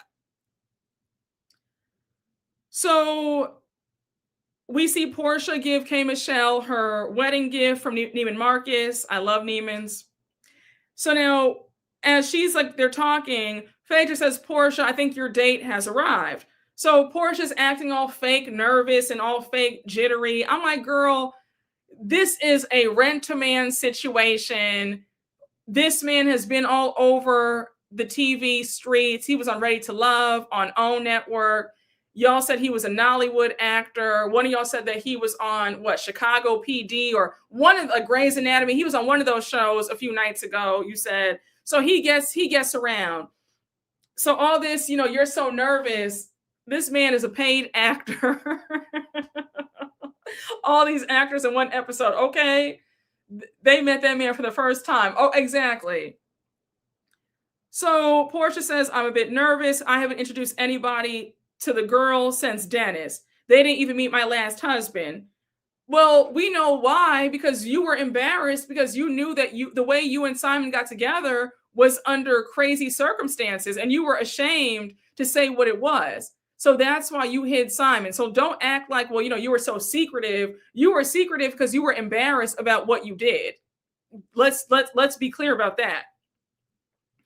So now, anyhow, Mike arrives. Again, we know that Mike has been on TV since forever. he wants his big break like TJ did with Stacey. So we have K. Michelle grilling Mike. She's like, well, where did you meet Porsha? Now, it seemed like Mike was mumbling. I had the subtitles on to make sure I heard right. Did he say that we met through God? Because even Angela said, did you say you guys met through God? Like, wait, what? I don't know what the man said, but it's clear that this is an acting job, okay? She got him through Central Casting. Shout out to Alexandra Rogers for that. And that's how they met. Okay, that's what he said. Okay, but why did he mumble it? Why did he mumble that? It was so weird. He was like, yeah, we met through God. I was like, what? He forgot the lines. They met through God during the pandemic. He's bad at ad-libbing. That comment was odd. Now, why am I in it, God? Yeah, him and Porsha did not practice a story before the dinner because it sounds silly. Met her through an agent. He forgot his lines. You guys are so funny. So now we cut over to Shamea's house. Shamea has Pinky Cole over, and we know that Pinky Cole is the newest addition. So she comes over with her husband. Shamea says that she loves Pinky. She's interviewed Pinky a few times on the radio, and she's always admired Pinky's grind and hustle and the businesswoman that she is. So now we get to Pinky's confessional. Pinky says Pinky Cole is a Times 100, Forbes 1000, twice Black Enterprise cover, Essence magazine cover, Inc. magazine cover. I'm that girl, okay? I became that girl in Atlanta. Started Slutty Vegan, built a $100 million brand. Atlanta made her legacy and her fortune. And she also met her baby daddy in Atlanta. She says that she's a mother, wife, and lover. She says, I could go on and on, but Pinky is that girl. Pinky, knowing what we know now in real time, that your business is not doing so hot, you're in bankruptcy, one of the houses got taken away, foreclosed on, allegedly your former employees are saying that you didn't pay them. So I don't know about you being this girl with all this fortune, because it seems like the fortune is gone. Yeah. I would keep quiet and eat my food. That aged like milk. Pinky gives birth. Yeah, and she's MAGA. Yeah, y'all told me two lives ago that Pinky is MAGA. So I'm like, yeah, girl, that's already disqualified you from being that girl. It's a whole lot going on, Pinky, and none of it is good. So just a mess, child. Isn't that what the PPP loans were for? Just a mess. She is MAGA and tacky pass. Oh, no. Dr. Jen, you have me yelling right now. You said she's MAGA, shut it down. Yeah, exactly. You said she's annoying. She follows the family on Instagram. What a mess. Another MAGA Barbie. Pinky is so confusing. Yeah, grand opening, grand closing. So, what a mess. Yeah, so, Pinky, your whole intro aged very poorly. So now we do cut back to, no, wait, hold on, mind you. Shamea and them are having a pregame before they go to Porsha's. So that's why Pinky and Pinky's husband are at Shamea's house. So now we cut back to Porsha and the party. We have Kelly arrive with her rent-to-date. His name is Trey. They all start laughing. Charles is asking, who is that? So K. Michelle says, Trey, he goes through everybody. She says, Trey is everybody's man. Trey is like Steve Urkel. Go home, Trey. So Kelly says that Trey is her friend. She was married for 11 years. She's dating and not renting. Kelly, this, again, I wasn't buying this whole thing. It looked like you were renting Trey for the night. Like, I didn't see any chemistry. K. Michelle already spilled the tea that Trey gets around. He's everybody's rent-to-date in Atlanta. If you need a date, call up Trey, and there he is. A mess. I don't know how the girls are dating in Atlanta. Like, for all my Atlanta girls, I pray for you, because I mean, I don't know how y'all are dating in Atlanta. It seems like that dating pool is non-existent. For my girls in Atlanta, I think you might need to go across state lines today. I don't know how you are dating unless you're,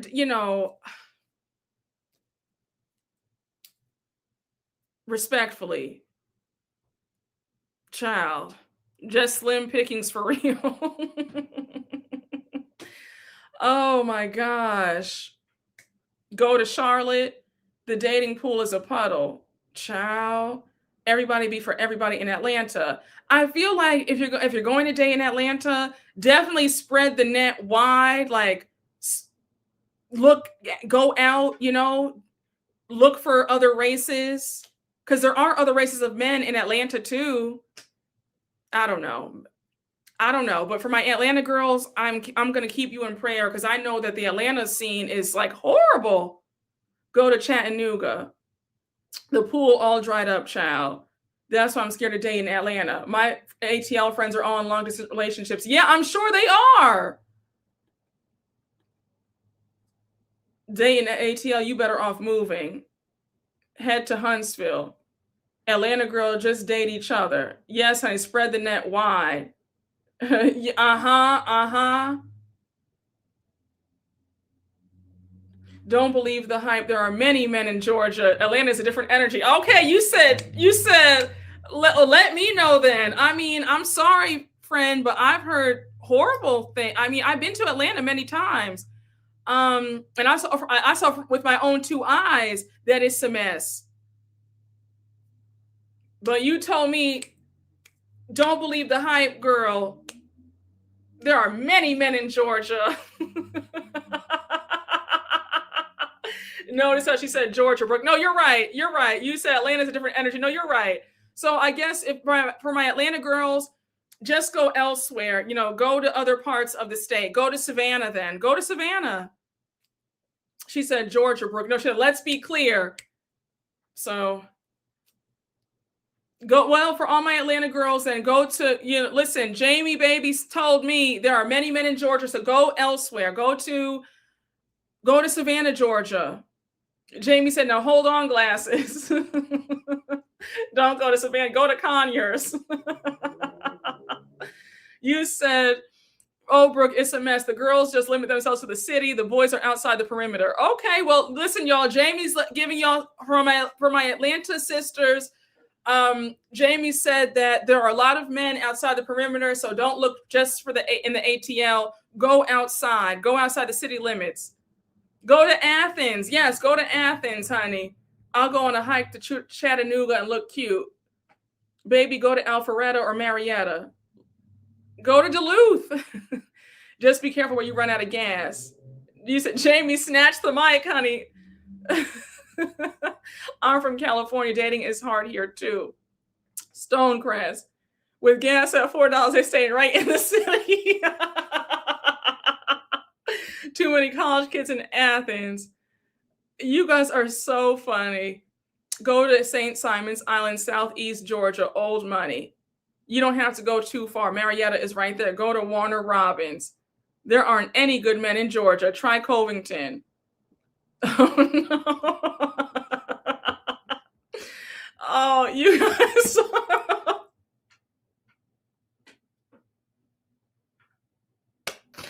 Oh no, you guys are so funny. Oh my gosh. You guys are so funny. Oh my goodness. You guys are on one today, honey. Who says Stonecrest? Jesse, stop. Jesse, stop. Jesse, you are so funny. Oh my goodness, Jesse. Please don't get us. Y'all see what Jesse said? Osmond, you have me yelling so loud. You guys are so funny. All right, y'all. Let me yeah. Let's move on. Let's make these plates for these men. Oh my gosh, you guys are so funny. Okay, y'all, let's move on. She laughed too much. Okay, Diane. We somebody get them out. Osman, Jameer, somebody out. You can't come in on here shading me, honey. And you cannot come on here shading me. This is my channel. If I want to laugh every minute of the day, I can do that. So Jameer, Osman, Biomist, somebody. Thank you. I appreciate you, Jameer. Thank you. Not never even seen Diane before either. Absolutely not. Hey, okay, and Dee Dee, thank you for the super chat. The men in Atlanta have allegations. Prayers up.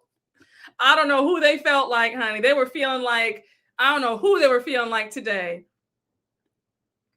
Child, exactly. Honey, we have joy over here. Your laugh is the best part. Thank you. Another Cheeto fingers, honey. Please. Thank you. We should have jumped her. A mess. Oh my gosh, y'all. So anyhow, I have to say, I loved how K. Michelle was sitting next to Charles and Angela. Charles and K. Michelle's banter throughout this dinner had me in tears. They were so funny. And even Angela was loving the banter between them because at one point, Charles says, "We waiting on the other group member of SWV," meaning Shamea. So now K. Michelle says a lot is happening. You talk about some damn SWV, like, I'm a singer child and you want to talk about, SWV. So she says, that's like me putting you on a team with somebody who can't dribble. So Charles says, I'm going to make him better though. I'll play with Ray Charles and Stevie Wonder. So K. Michelle says that Charles is an asshole. Again, I couldn't stop laughing. I mean, I had to rewind that part a few times because I was laughing so hard. And you could tell that Charles really was enjoying K. Michelle because K. Michelle can keep up with his dry sense of humor. Angela could not stop laughing. Yes, you said Charles had more chemistry with K. Michelle than Angela. Yes, I felt you okay, we felt the same way. I said, yeah, we see each other on that because I thought the same thing came to my mind. So now they bring up, Drew's asking Porsha, where's Shamea? Porsha's like, well, I don't know. It's raining. We cut to the outside and there is no rain in sight. I said, production is so hilarious. Porsha, why are you lying with a straight face? The sky is clear as anything and there is no rain. And you're saying, oh, it's raining. That's why she's late. I said, girl, you just don't like this lady. So now we cut back to Shamea's, and Shamea calls her husband to see where he's at. What's his ETA? Because he's supposed to be joining as well. So Gerald says that his flight has been rerouted to Charlotte, so he's not going to make it. I said, now that's really convenient that his flight has now been rerouted. Do I believe it? A little bit of, I kind of felt like Gerald was lying. He just does not want to go. He hates being on TV. He hates the drama, and he would have made any excuse to not attend. So now Shamea hangs up and they say, well, you know what? It's time for shot o'clock. So they take a shot for the road. And now we cut back to Porsha and her dinner party. So we see Porsha and Mike, her rent-a-man fake flirting. Angela's like, is this a serious relationship brewing in front of our eyes? So now Porsha's sister Lauren is like, can we get a timeline of when y'all started dating? So Porsha is, when I tell you, Porsha, I don't know why you couldn't say me and Mike have been dating for like a few weeks. This whole elaborate story was a bold-faced lie. And you obviously did not prepare the lie because you made it up on the spot. Like you were literally going along as the story went on. You were writing the story as you spoke. Like it was so embarrassing. You made it up out of thin air. She says, it was after the pandemic. We talked and stuff. We didn't turn it into anything. So they're all confused. Kelly's like, you're a bold bitch. Didn't she meet Simon during COVID?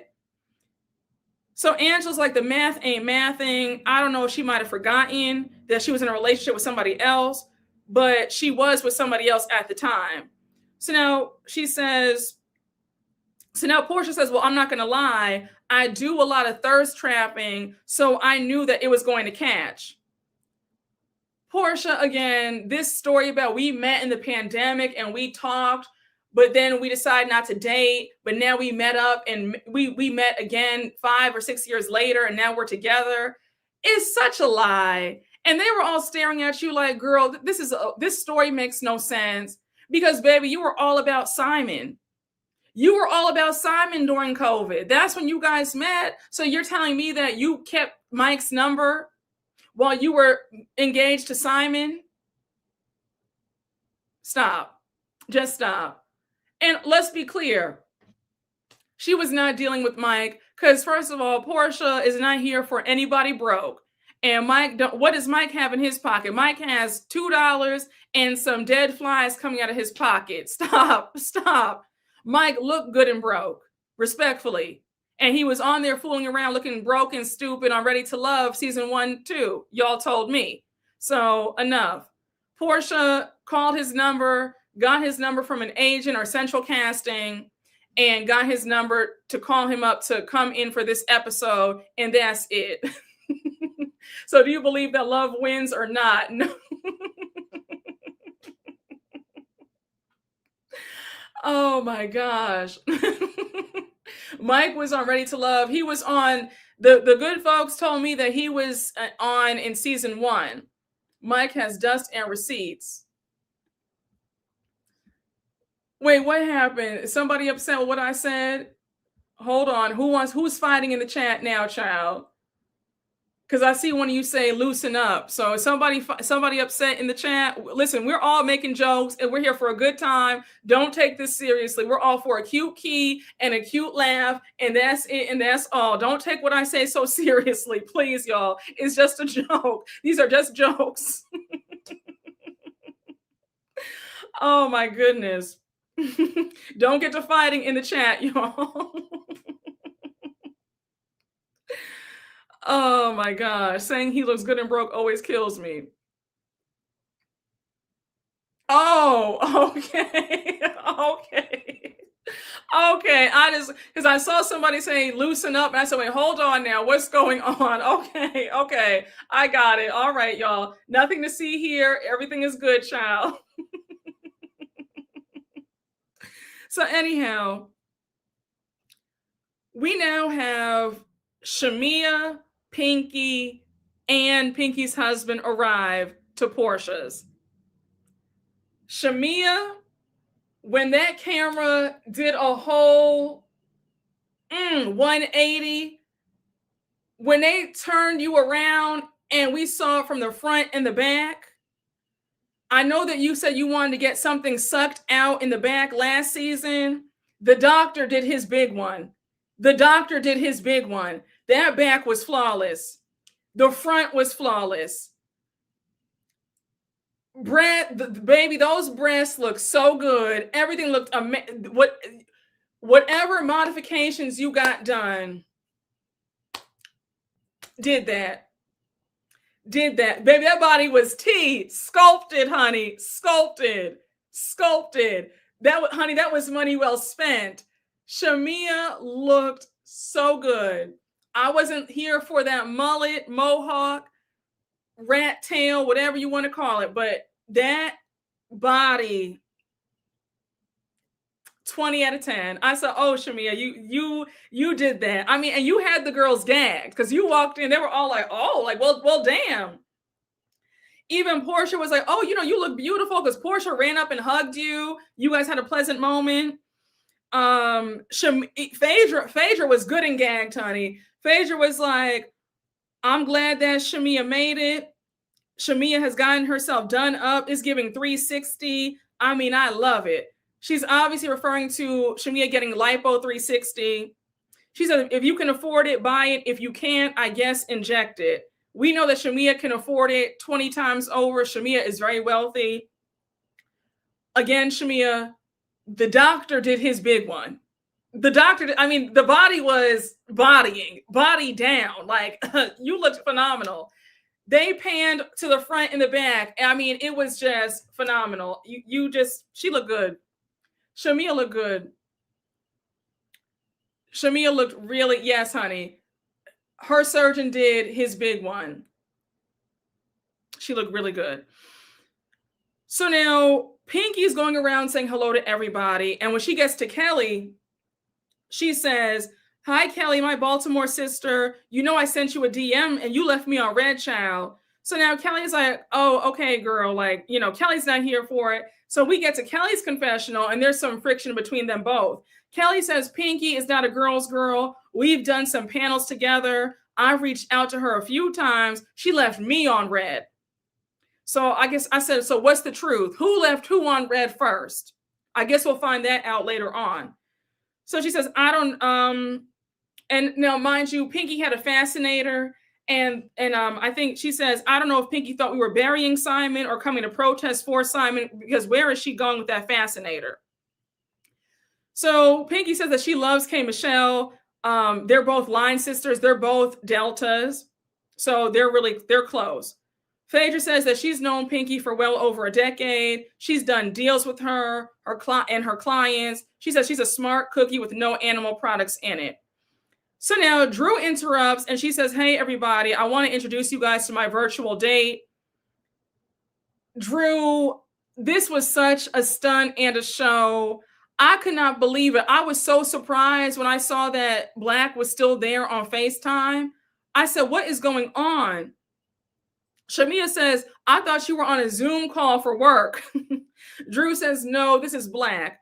So K. Michelle says, I don't understand why this Drew lady has this man on this FaceTime. The man is on FaceTime with the ring light. I said, nah, he has a ring light on FaceTime, honey. She says that Shamea comes in with a mohawk and a new body. This is some Tyler Perry stuff.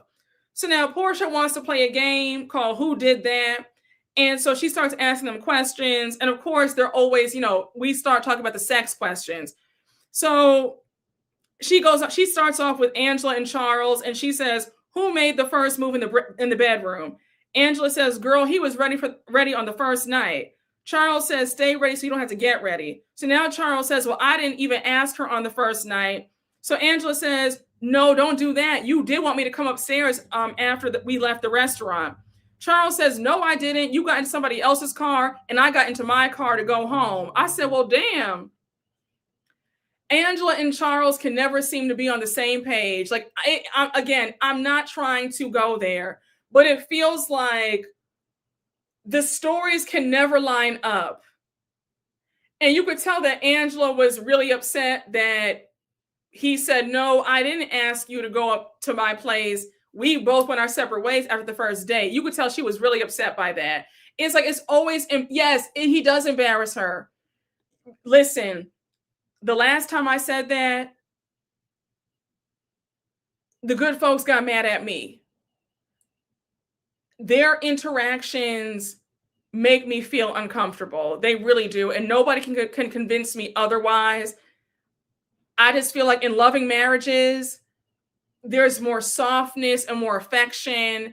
There's not all this gruffness, and Angela always seems to have egg on her face, and I feel embarrassed for her, but let me just leave that there.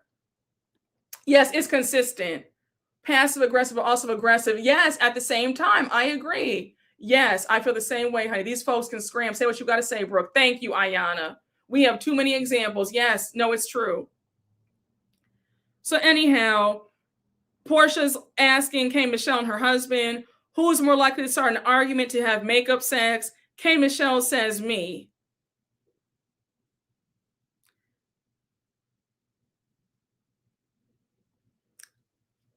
I like K. Michelle. Lord knows I do.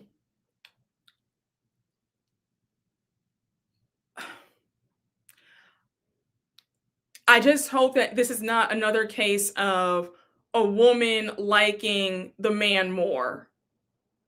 And then he was so happy to say, yeah, and she's good at it too. Like, I just feel like he just seems to be a very passive man. I don't know. Let me just move on. Let's move on. Let me reapply my lip gloss and let's move on, honey. Let's just, I'm not starting to argue the whole to have makeup sex. We're just gonna have sex. Child. You got okay. Listen, yo, let's just she was proud too. Oh, I don't think she likes him like that much. She just wants to be married to be chosen. I really hope that that wouldn't be her MO. Like, I think, I mean, K. Michelle is a beautiful woman and she's around. I'm sure there are a lot of men who I just, I really hope, I really hope that she's not one of those who just wants to be married. You said K. Michelle's whole thing is off. You said, I'm sorry, but I'm not buying with what Kay and her husband are selling. Saying, I'm not either. Okay, so it's nice to know that we're all one band, one sound when it comes to that marriage. So, yes, yes, yes. Jesus. Remember, she fumbled Idris Elba. No other man would compare either.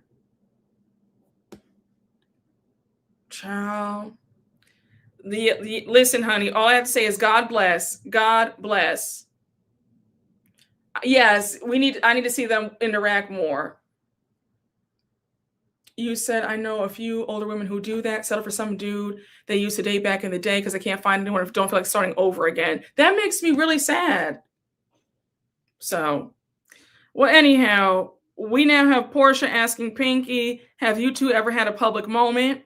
And Pinky's husband says that we were about to buy this property in Birmingham. We were on the second floor. The real estate agent was on the first floor. And Pinky says we had to christen the property before we bought it. So now the husband says, that's why you had 3 kids in 3 years. So Pinky makes a joke saying that she vowed to never get with anybody who ate meat. She's on the board of PETA, but here we are 5 years later. And Pinky says the only meat that she eats is her husband's. So now Porsha goes on to ask Shamea, name one physical thing that you would take from your last partner to upgrade your new partner. Now that was a shady question, and who's going to really answer that? Like, let's say that somebody did feel that way. Who's going to actually say that on national TV? Like, let's be so for real. And, say what you want, but her husband has a lot of money. She's not trying to mess that up. Shamea says, baby, ain't nobody upgrading my man, Gerald. Like, so please stop. So now Drew jumps in and says, hold on, where is he? Why is he not here? So Shamea says the same reason why your guy is on your phone. So Drew says, oh, he's traveling. And Shamea says, actually, he is. Good guess. So Drew's like, are you okay? And Shamea says, you asked, I answered. Shamea says, focus on your Zoom call. When production zoomed in on Black on that phone, I screamed so loud. He was sitting there smiling like this. I was like, oh my gosh, why is this man still on the phone? Get off the phone. Do something. Go out to eat. Go get a drink. Why are you on the phone cheesing like this? Happy to be there. And you're on FaceTime. It's embarrassing. Also, like Cynthia said in her confessional, I don't know why Drew was on Shamea's case about Gerald not being there. He usually isn't there. He's never there. Why did Drew expect him to be there? Like, I was surprised. I mean, think about it. Shamea generally does arrive solo at the events. So I don't know why we expected to see Gerald at this event. Like, that was a silly question. Drew obviously wanted some camera time. So now we have Drew and Shamea still going at it. Porsha interrupts and says, moving right along. So now Phaedra says in her confessional, the most entertaining guest has to be Black, sitting on this FaceTime call for over 3 hours with a big, bright smile. I'm not sure if he uses the bathroom, if he has a colostomy bag. He might be embalmed. Again, Phaedra had me in tears when she said that he is sitting on FaceTime for 3 hours with a big smile on his face. Drew, this was so foolish. I mean, Black, you embarrassed yourself. I don't know how much Bravo paid you to do that, but you made a fool of yourself, honey. They both wanted a moment. It was so silly. So now Porsha's asking, who have you had a sex dream about at this table? Cynthia says, well, the real question is, who here has had a sex dream about me? So now Pinky's like, well, Porsha, I want to ask you a question. When was the last time that you and Mike were intimate? So they're both quiet. Porsha says it was 9 months ago. Listen, I wouldn't expect for somebody to have sex with a man that they just rented for the night. Like, what are we doing here? It was such a foolish question to ask because I know that Porsha is not sleeping with that man. He's a renter man with no money in his pocket. Respectfully. So now they pretend like they're going to get married. So they both stand up and Kelly pretends to be the wedding officiant. And so production, as they're doing their fake vows, production shows the ghost of Simon walking past them. Production is so shady. So now Phaedra says, Porsha, please write a book. Tell us the ways of your vagina because it's strong and it's a trapper, honey. So now they toast. K. Michelle leads the toast saying, here's to new love, safe sex, and paychecks. So now we have we have them split up into two groups. We have the women in Porsha's living room and the men are outside they're in the cigar room talking amongst themselves. The way Mike was acting like it was his house, no ma'am, no sir. Absolutely not. I was disgusted when he was like, all right, men, let's go to the cigar room and smoke these cigars. Sir, you don't pay Nan bill in this house. You couldn't even afford to pay Porsha's light bill in that giant house. Please stop. The audacity. I was sick to my stomach. There is nothing worse. There is nothing more disgusting than a man trying to act like he's holding it down when the woman is the one making the money. Stop. Like, I was literally like, I wanted to vomit. It was disgusting. Yeah, you said he was committed to his role.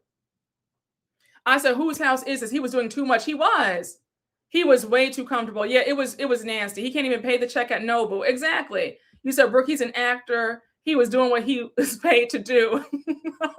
He couldn't replace a light bulb, honey. He got too into character. You said, absolutely not. After I toss and turn for that house, no, sir. Okay. Mike, stay in your lane, honey. Doing too much. Mike said, cameras, lights, action. Exactly. Baby, that speech at the end really grossed me out. I was disgusted. I said, no, sir. No, sir. So now, but that's what it looks like. That's what it looks like when women are the breadwinners and you have these men being propped up by women. And that is the clear example of what it looks like when women prop up men who don't make money or men who are bums and make them feel like a man, and they're over here perpetrating a fraud. That's what it looks like. That's actually what it looks like when you're the breadwinner. You're holding it down for a man. That's how silly it looks when a man's acting like to the world like he's the big breadwinner when he's not, and you're the big provider for a man. That's actually what it looks like. That's actually a clear case of what it looks like when there is a role reversal marriage or relationship where the woman is the breadwinner holding it down and the man is out here pretending and he doesn't have a dime to his name. That's what. So when you think about that, the next time you think about getting with a man who is a bum, has less, and you're the one holding it down, just think about that. That's what it looks like, a Mike and Porsha situation. So yeah, a mess, a hot mess. I'd rather eat my damn jeans, okay? The way Porsha thought we believe she'd be dating this bum. Exactly. Porsha would likely slip him her Amex at dinner. Exactly. Like a bunch of fools. Yes. She gave that $28,000 up front. Okay. So anyhow, we have the women sitting down and Angela and Shamea are making small talk. Angela says, Shamea, you look amazing. Happy to see you tonight. How have you been? Shamea says, thank you. I'm in a good space. Zero complaints. I'm well. You look great too. So now Angela says, you're here. I'm sure Porsha's happy to see you. And now it is a bit awkward. We all know that Porsha and Shamea aren't friends. They're being cordial at best. Porsha says, yes, I was glad. So of course, Kelly has to jump in and be messy. And Kelly says, can I just say that I love that? And is this a new leaf for you guys? So Porsha pauses. So she says, I don't know about it being a new leaf. I feel like I had closure from the last time that we spoke, and that was good and healthy. I don't have any ill will towards Shamea or anything like that. I'm in a place of openness. So Shamea agrees and says that she was happy that she was met with great energy tonight, and she wants to reciprocate the energy. So now Cynthia, being the pot stir that she is as a friend of the show now, she jumps in and says, well, speaking of not so great, where do you stand with Drew?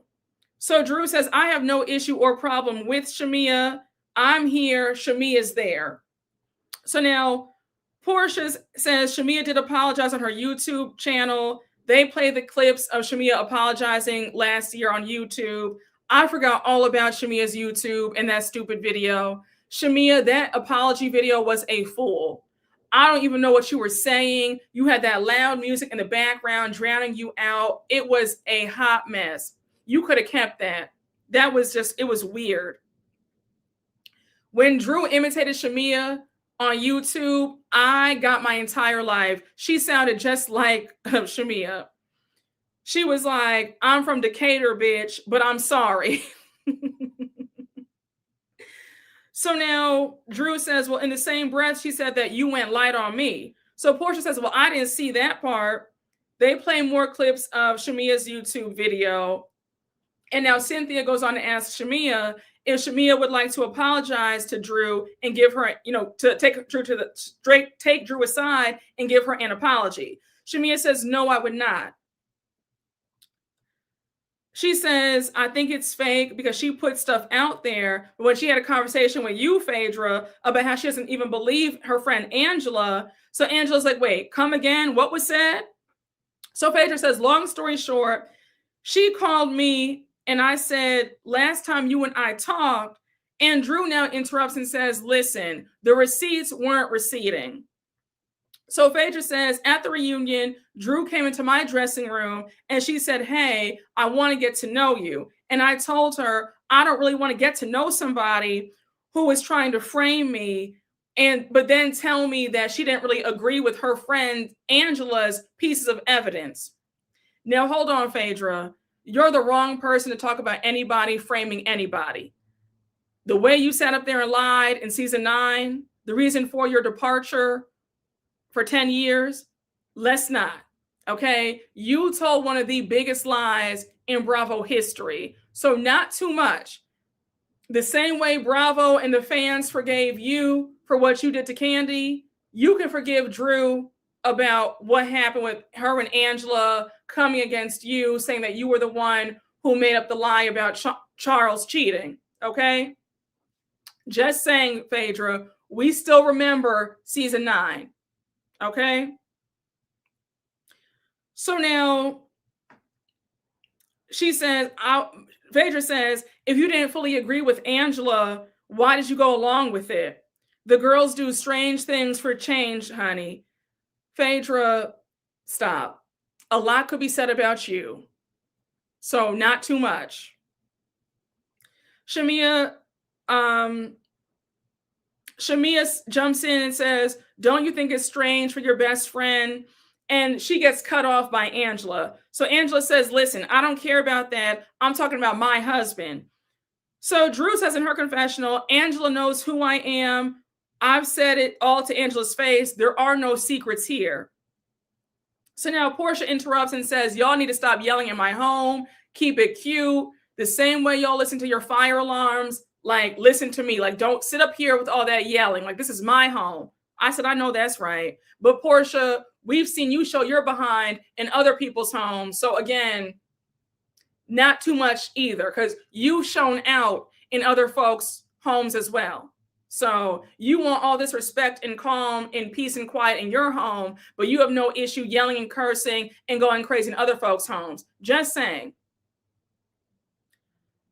So Phaedra said, hold on, where were we? Angela says, it didn't make sense to me that your person came to me at the Hawks game, whether they told you they did or not. Phaedra now says that she had those tapes ran and that person did not come anywhere near Angela. And she says, I'm willing to show you the tapes. So Angela says, yes, please. I want to see the tapes. So the producer's asking Phaedra if she has the tapes, if she saw the tapes. And Phaedra says, well, no, I didn't look at the tape, but she asked for the tapes to be reviewed.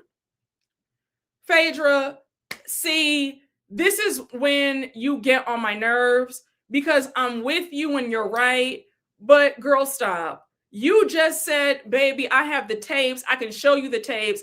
Now the producer asks you one-on-one, so you saw the tapes, you have access to the tapes. Now it's, well, no, I didn't see the tapes, but, I'm able to get the tapes if I want them. Which one is it?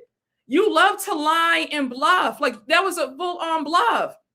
And, if I were Angela, I would say, okay, girl, call the folks over at the arena and get them on the line. Let's get these tapes sent to me right now. Like, I'm just, you just lie so much.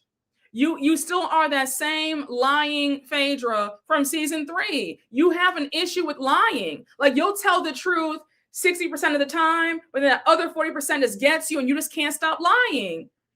It's annoying. It is. You said Phaedra reminds you of Mia. Hey, okay. Thank you for the super chat. Phaedra, queen of deflection, a true attorney. Yes. She's such a damn liar. Phaedra stays fibbing. Miss, I'm 6 or 7 months pregnant. Phaedra can't help but to lie. Exactly. Yeah, she can't help herself. No, Miss Mamas really can't help herself. She has a problem. She really has a problem. She just can't. She just can't help herself. It's annoying. So as they're going back and forth, K. Michelle's like, this is way too much for me. It's a lot for me. I don't want to be here. So she walks off to have cigars with the men. Now, K. Michelle, K, let me stop you for a minute. You came from Love and Hip Hop Atlanta, one of the most volatile, hostile shows on reality television. Y'all used to fight down, physical fights. You threw that candle at Rashida. Shoes have been thrown. You've gotten into you've come into blows with several people in your past. Yeah, you've been in much worse environments. Let's be so honest. She was a menace on that show too.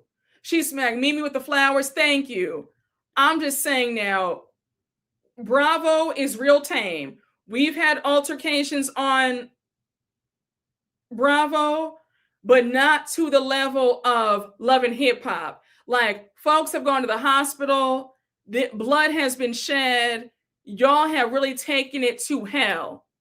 So seeing you act so, oh my gosh, I can't take this. This is too much for me, child. I said, okay, stop. This is light work. Beating folks with flowers. I mean, listen, honey, enough, y'all. Listen. Kay, stop. You threw water in Paris's face when you accused Paris of stealing. When Paris stole money from you, she charged up your credit card and you threw that drink in her face and almost whooped her. And they had to come in and get her out. So that way you would have sent her to the hospital. You have had your fair share of physical altercations. This is light work. Light work. Yes, acting all sanctimonious. No, for real. I was shocked. She just wanted to be surrounded by the men. Yes, Love and Hip Hop Atlanta, the season 3 reunion. Yes, I remember that. So, Paris threw water at... No, I thought she threw the water at... Paris threw the water on K. Michelle? Okay. Sorry. I thought K threw it on her. And Paris is still alive to tell about it? K. Michelle didn't beat her up for that? A mess. Shook the table literally. Yes, she did. Perhaps she has evolved, but clutching her pearls was dramatic. She just wanted to sit with the men. Paris drenched her. Either way, that's still more tense than this little argument. I agree. Paris drowned K child. Oh, I didn't know. She was trying to start for the clean slate. Oh, what a mess. That one girl drugged K Michelle. Child. K Michelle was Kimberly on Hollywood. She was over the mess by then. Minus the water, it's still a long list. So anyhow, K Michelle has left. She's out with the man. And so Cynthia says, can we table this conversation until we see the tape? So they table the conversation. So now Kelly jumps in and says, may I just say one more thing? Porsha's like, no, I don't really like your questions, Kelly. So now Kelly says, what happened with you and Shamea in those text messages? Now, Kelly, you know how Porsha is. Did you honestly think that Porsha was going to answer you and tell you, like, let's be so for real. You already know that Porsha does not see it for you because you're best friends now with her ex-best friend. Why are you trying to come in between and get tea between Shamea and Porsha? That's their business. And I'm sure that Shamea already told you what was said in those text messages. So for you to ask Porsha what was said, it was like, Kelly, wrong road. Like, you really enjoy getting cursed out by Porsha, because I could have told you that was a bad idea. I said, child, Kelly, you just want some camera time. So now Porsha's annoyed and she says, whatever me and Shamea talk about, that's between me and Shamea. You're always antagonizing me. She says, you're doing some extra stuff right now. And Kelly's like, no, I'm not. No, I'm not. And Porsha says, yes, you are. You're doing too much. You're being extra. She says, what me and Shamea have going on is nobody's business. When I'm speaking on me and you, she brings up that Kelly said some stuff in the press. She says, I'm not going to address it right now. I'm gonna let it go. So Porsha says, you know what? As a good hostess, it's important to be gracious. I'm going to deal with shortcake later. I said, not shortcake. So now Pinky says, this is a crazy ass friend group, but I'm excited to be a part of it. I said, really, Pinky? Because the way Angela reads you down later on this season, I don't know if you're going to feel that same way. And then with all this mess about your financial issues, the bankruptcies, the house being foreclosed on, you not having any money, you not paying your employees. Yeah, girl, I don't know if you're going to want to stay on this show for another season. I think that you might be, I could see Pinky being a one and done. So now we have all the ladies go outside with the men. And here's where I was really nauseous. When Mike ends the night on Porsha's behalf, and he's like, I want to thank you all for coming out. Thank you all, for coming and having a good time with us. Absolutely not. We don't play those games over here. We don't play those games over here. Absolutely not. Absolutely not. That was gross. And you should feel ashamed as a man to even stop. To act like you're head of household. You can't even afford to pay the water bill in that house. Stop. Stop. Like, what are we doing? And he was really up there all puffed up and proud. Like that was really his home. It was gross to watch. I said, what is going on? I said, this is a true sin. This is a sin, honey, a sin and a shame. I said, no, sir.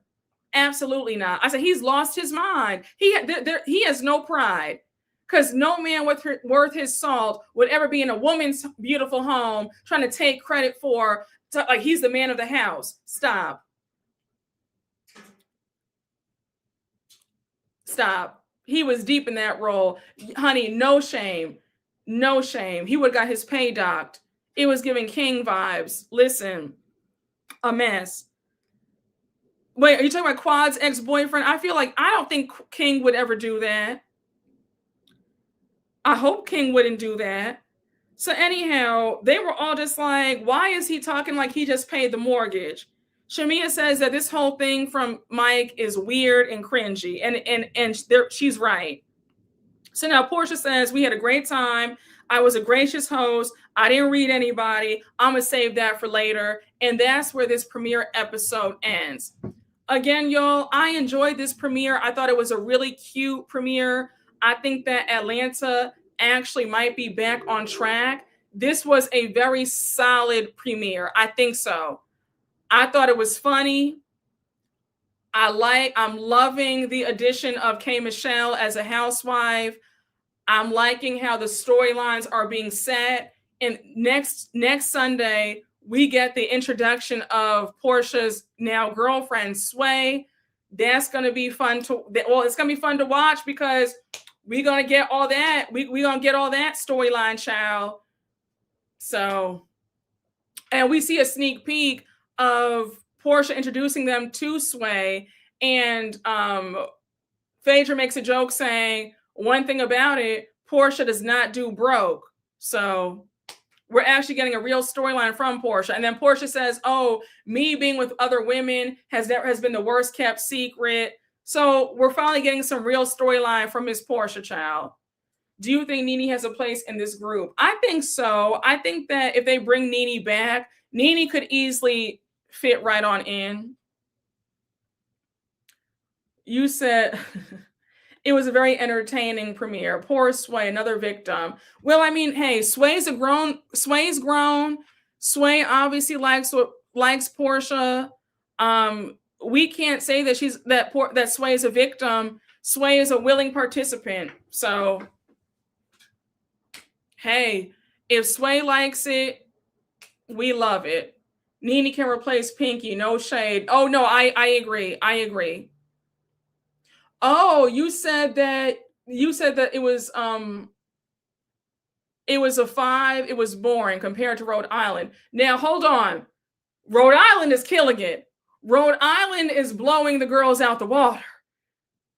Episode 2, I cannot wait to discuss. We'll do that. We're going to do Rhode Island tomorrow. I need to rewatch the second episode to get all my notes together and ready for that. But yeah, no, Rhode Island, they're not playing fair. But I still think that Atlanta, this was a good premiere after such a rocky few seasons. I think that this was a solid premiere episode. You said you didn't enjoy it. Rhode Island was better than Atlanta. Yeah, Rhode Island is fabulous, honey. Yes, please finish Rhode Island, please. Episodes 1 and 2, because Rhode Island is phenomenal. Hey, Miss Lee Carter, thank you for the super chat. The new girls just don't have it. Oh, okay, so you don't think the new girls of Atlanta have it? I think that Kelly could be a good veteran. She has potential, I think. I think Shamea, with all the drama with Porsha, the friendship with Kelly, it's there to make for a good veteran if the seasons go on. I think that Pinky can be a one and done. I want K. Michelle to stay on for at least 3 seasons. I think Angela is a great addition. I think Angela has that it factor. There's a lot to work with. Angela's quick on her feet, quick with the reads, in my opinion. I think Pinky can be a one and done. I don't think that Pinky has what it takes, in my humble opinion. Oh, you said Shamea. No, Shamea and Kelly can exit stage left. Edit Pinky out now. Child. Oh, I forget. Yes. Oh my gosh. Thank you for bringing that up. I forgot. Oh my gosh. When the camera panned to Pinky's feet and I saw flip-flops and not heels. Stop. Stop. Stop. You know how I feel about put a heel on. Put a heel on your feet. What are you flip-flops? We see each other. Thank you for. I completely forgot to mention that. Thank you for. No, Pinky and these outfits and the flip-flops, a mess. She can go. She had heels in her hand though. They need to be on her feet. I don't want them on her hands. Put them on her feet. Your commentary be spot on. Thank you. Your mind wanted you to forget. I agree. She wore the heels to Porsha's house. What were they? Were they memorable? Mm. Well, the fact that I didn't remember the heels says a lot. Flip-flops and MAGA, get her out of here. I think she wore them in the car. I was going to put them on before they left Shamea's house. Flip-flops were insane. Pinky, Shamea, and Kelly, 1, 2, 3, go. She wore flip-flops at someone's house. The red flip-flops took me out. Black heels. Her outfit was ugly. Production is messy. Brooke is strict, baby. I sure am. Put a heel on your feet. Let me stop, because listen, the girls with the flats want to fight me down every time I say that. Oh my gosh. We'll talk. We'll one day we'll talk in private. We'll do a conversation in private, and I can really just say it how I really want to say it. If I said what I really wanted to say about a lot of topics, I would be packed up.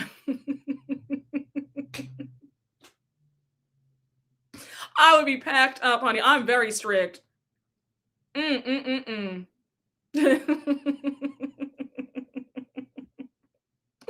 You guys have me screaming.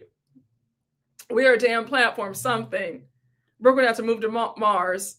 Brooke started an etiquette class for the girls. You said how high of a heel? Wait, what do you mean? What? How high of a heel did Pinky wear? I didn't see. I don't recollect any heel that she had on. Yes, that's how I feel. That's exactly how I feel. We see each other 4 to 6 inch at all. I feel the same way. Let me stop. Let's not say anything before, there's always contrarians.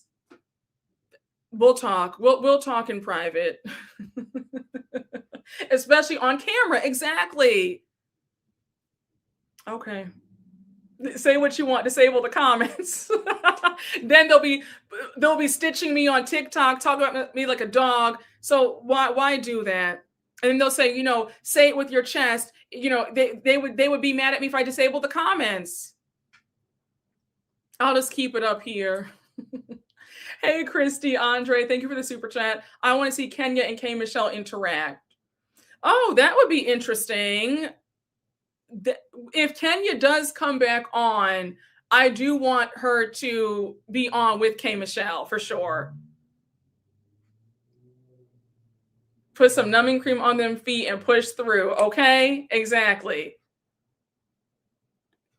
Hey, okay, and Dee Dee, thank you for the super chat. If you don't like stilettos, wear a wedge.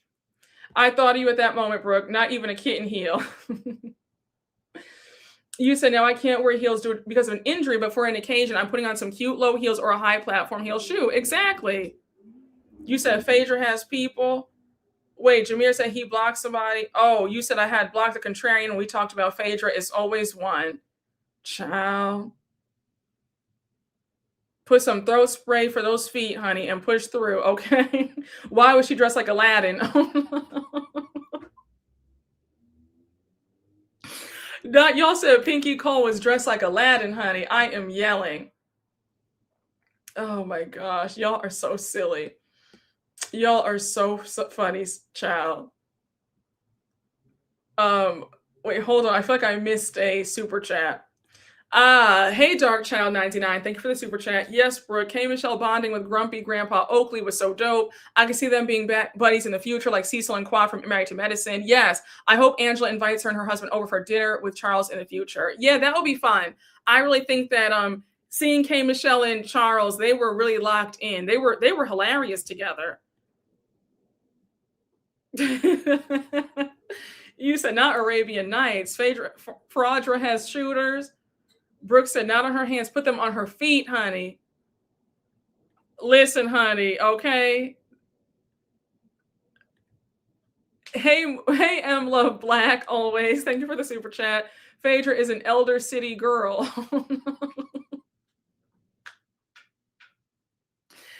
Oh my gosh, y'all are so funny.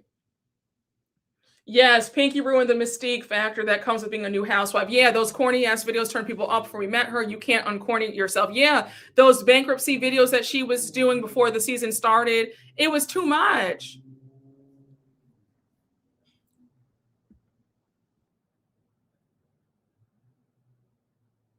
You said you, you guys are funny. Not Arabian Nights, honey. I did like their interaction as well. Yeah, no, please get into Rhode Island. Rhode Island is it. Rhode Island is it. That is some, they did that. Bravo knocked the cast out the park. I mean, Dolores deserves a raise. Dolores deserves all the kudos for rounding up this group and presenting them to Bravo. This was fabulous. I mean, her and Liz meeting years ago at a cannabis convention, them becoming friends, Dolores being intertwined in their circle, and then being like, oh my gosh, this group has something, bringing them to Bravo, did that. Rhode Island is must see TV. Please get into Rhode Island. Phenomenal casting. Yeah, phenomenal. Yeah, something about Pinky's energy was giving me Yovana. I see the cringe coming. Pinky Pop is cooked. Yeah, Rhode Island is 20 out of 10. Yes. They have, real wealth, youth, organic chemistry, or an organic friend group. Phenomenal. Rhode Island, where nobody is safe. I can finally tell them apart after the second episode. Okay, good. Yes, Rhode Island is fab. The Rhode Island Avengers. Pinky screams scammer and corny all at the same time. Rhode Island is giving SOC seasons 1 and 2. No, I think that they're giving Jersey 1 through 5. I think that SOC was good, but SOC I don't think was as strong as Rhode Island is in their first season. In my humble opinion. I know a friend group that would do so well on reality TV. Well, they are both from CAU, Clark, Atlanta. Rhode Island is that girl. Yes, please rewatch Rhode Island. Definitely giving Jersey. Yeah, Rhode Island is giving themselves. Very true. Rhode Island sure has some skeletons. Oh, they sure do, y'all. SOC 1 and 2 was not that good to me. They had Jen Shaw who sucked the life out the show. Yeah, I feel like, honestly, SOC, for me, SOC didn't really get good for me until season 4. That's when it really popped off for me. But I think, the first few seasons were kind of dull for me. And Jen Shaw she sucked all the air out of the room. She was too much. SOC was so try-hard in those first seasons. You said, I thought SOC had potential on 1 and 2, but after Jen got arrested, they knocked it out the park. Yes, Jo Ellen looks like Topanga from Boy Meets World, Bryn from the Roni reboot, and she also kind of favors Cassie, the singer.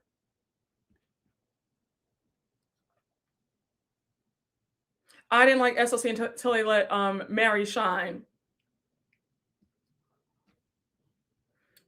You said season 5 is the best season of SLC. Yeah, right. She looks just like all of them. Jo Ellen. Yeah, she reminds me of. Yep. She also reminds me of Teresa as well. And Teresa. Yep. Oh my gosh. Well, we're gonna talk.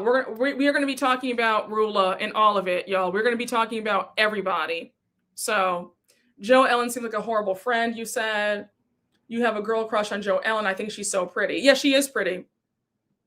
Yeah, she looks like Cassie, Bryn, and Topanga from Boy Meets World, and Teresa from Jersey. Jo Ellen gives me Giselle vibes. Well, yeah, listen, they all want to be her friend, honey. They all want to be her friend, girl. I mean, she is the girl to be friends with. They all sweat her. They all want her approval. She's definitely the Giselle of Rhode Island for sure. So you said Rosie sounds like Whitney, and now I can't unhear it. Jo Ellen talks like Teresa and got a hairline like her too. Yes. Jo Ellen and her stealing her sister's man had me floored. I love Ashley too. Yes. Jo Ellen is taking it for me. You said that this premiere gave me good vibes about Atlanta. They're so funny. Yeah, I think that we're in for a treat. I have high hopes about Atlanta, y'all. So I want these women to wrap the base of their ponytail extensions, though. Joe Ellen runs the girls. Yeah, no, it's the Joe Ellen and Liz show, but all the girls are putting in work. Yeah, you're going to love it. It's Rhode Island is phenomenal TV, y'all.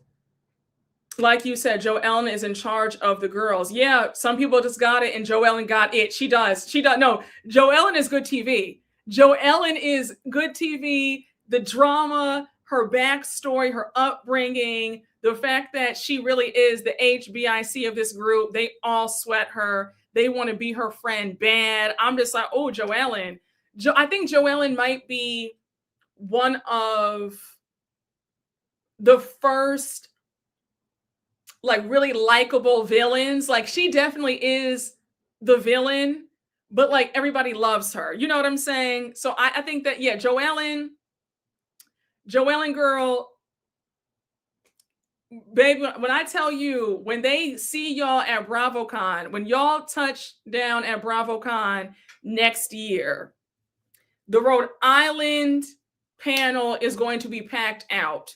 Y'all, when it's time for your photo ops and your meet and greets, your lines for your meet and greets are going to be around the corner. And I mean, like, y'all don't understand. You guys really don't understand like what's about to hit y'all. Like y'all are it. Y'all are the crown jewel of right now.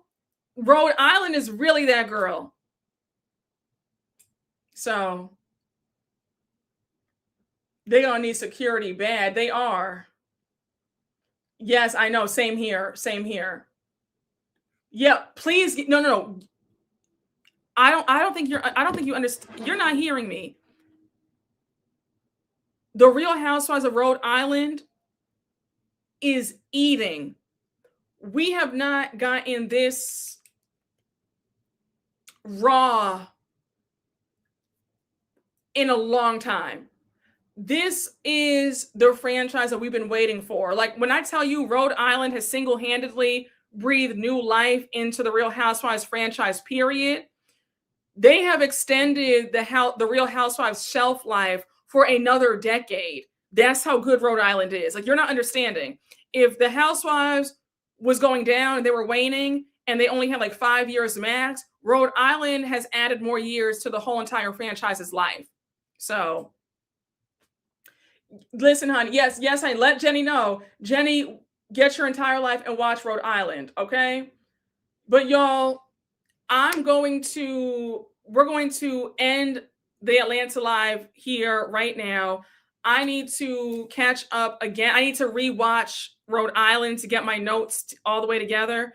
And we will be, Lord willing, we will be here tomorrow at early afternoon for the Rhode Island recap, okay? So stay tuned for that.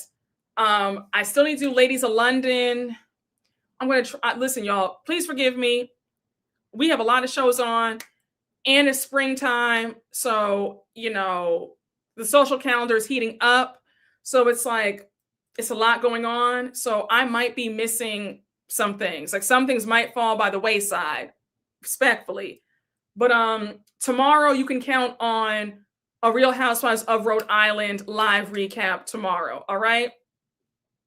But guys, I will see you all tomorrow, Lord willing. Thank you all for joining me today for the Real Housewives of Atlanta season 17 premiere live recap. I hope you all enjoyed. I had a good time with y'all. You guys had me in stitches, but I will see you all tomorrow and have a great rest of your evening. Well, rest of your day. It's still daytime. The sun is still shining, honey, but enjoy the rest of your day. And I will see you all here tomorrow. Love y'all. Okay. Bye guys.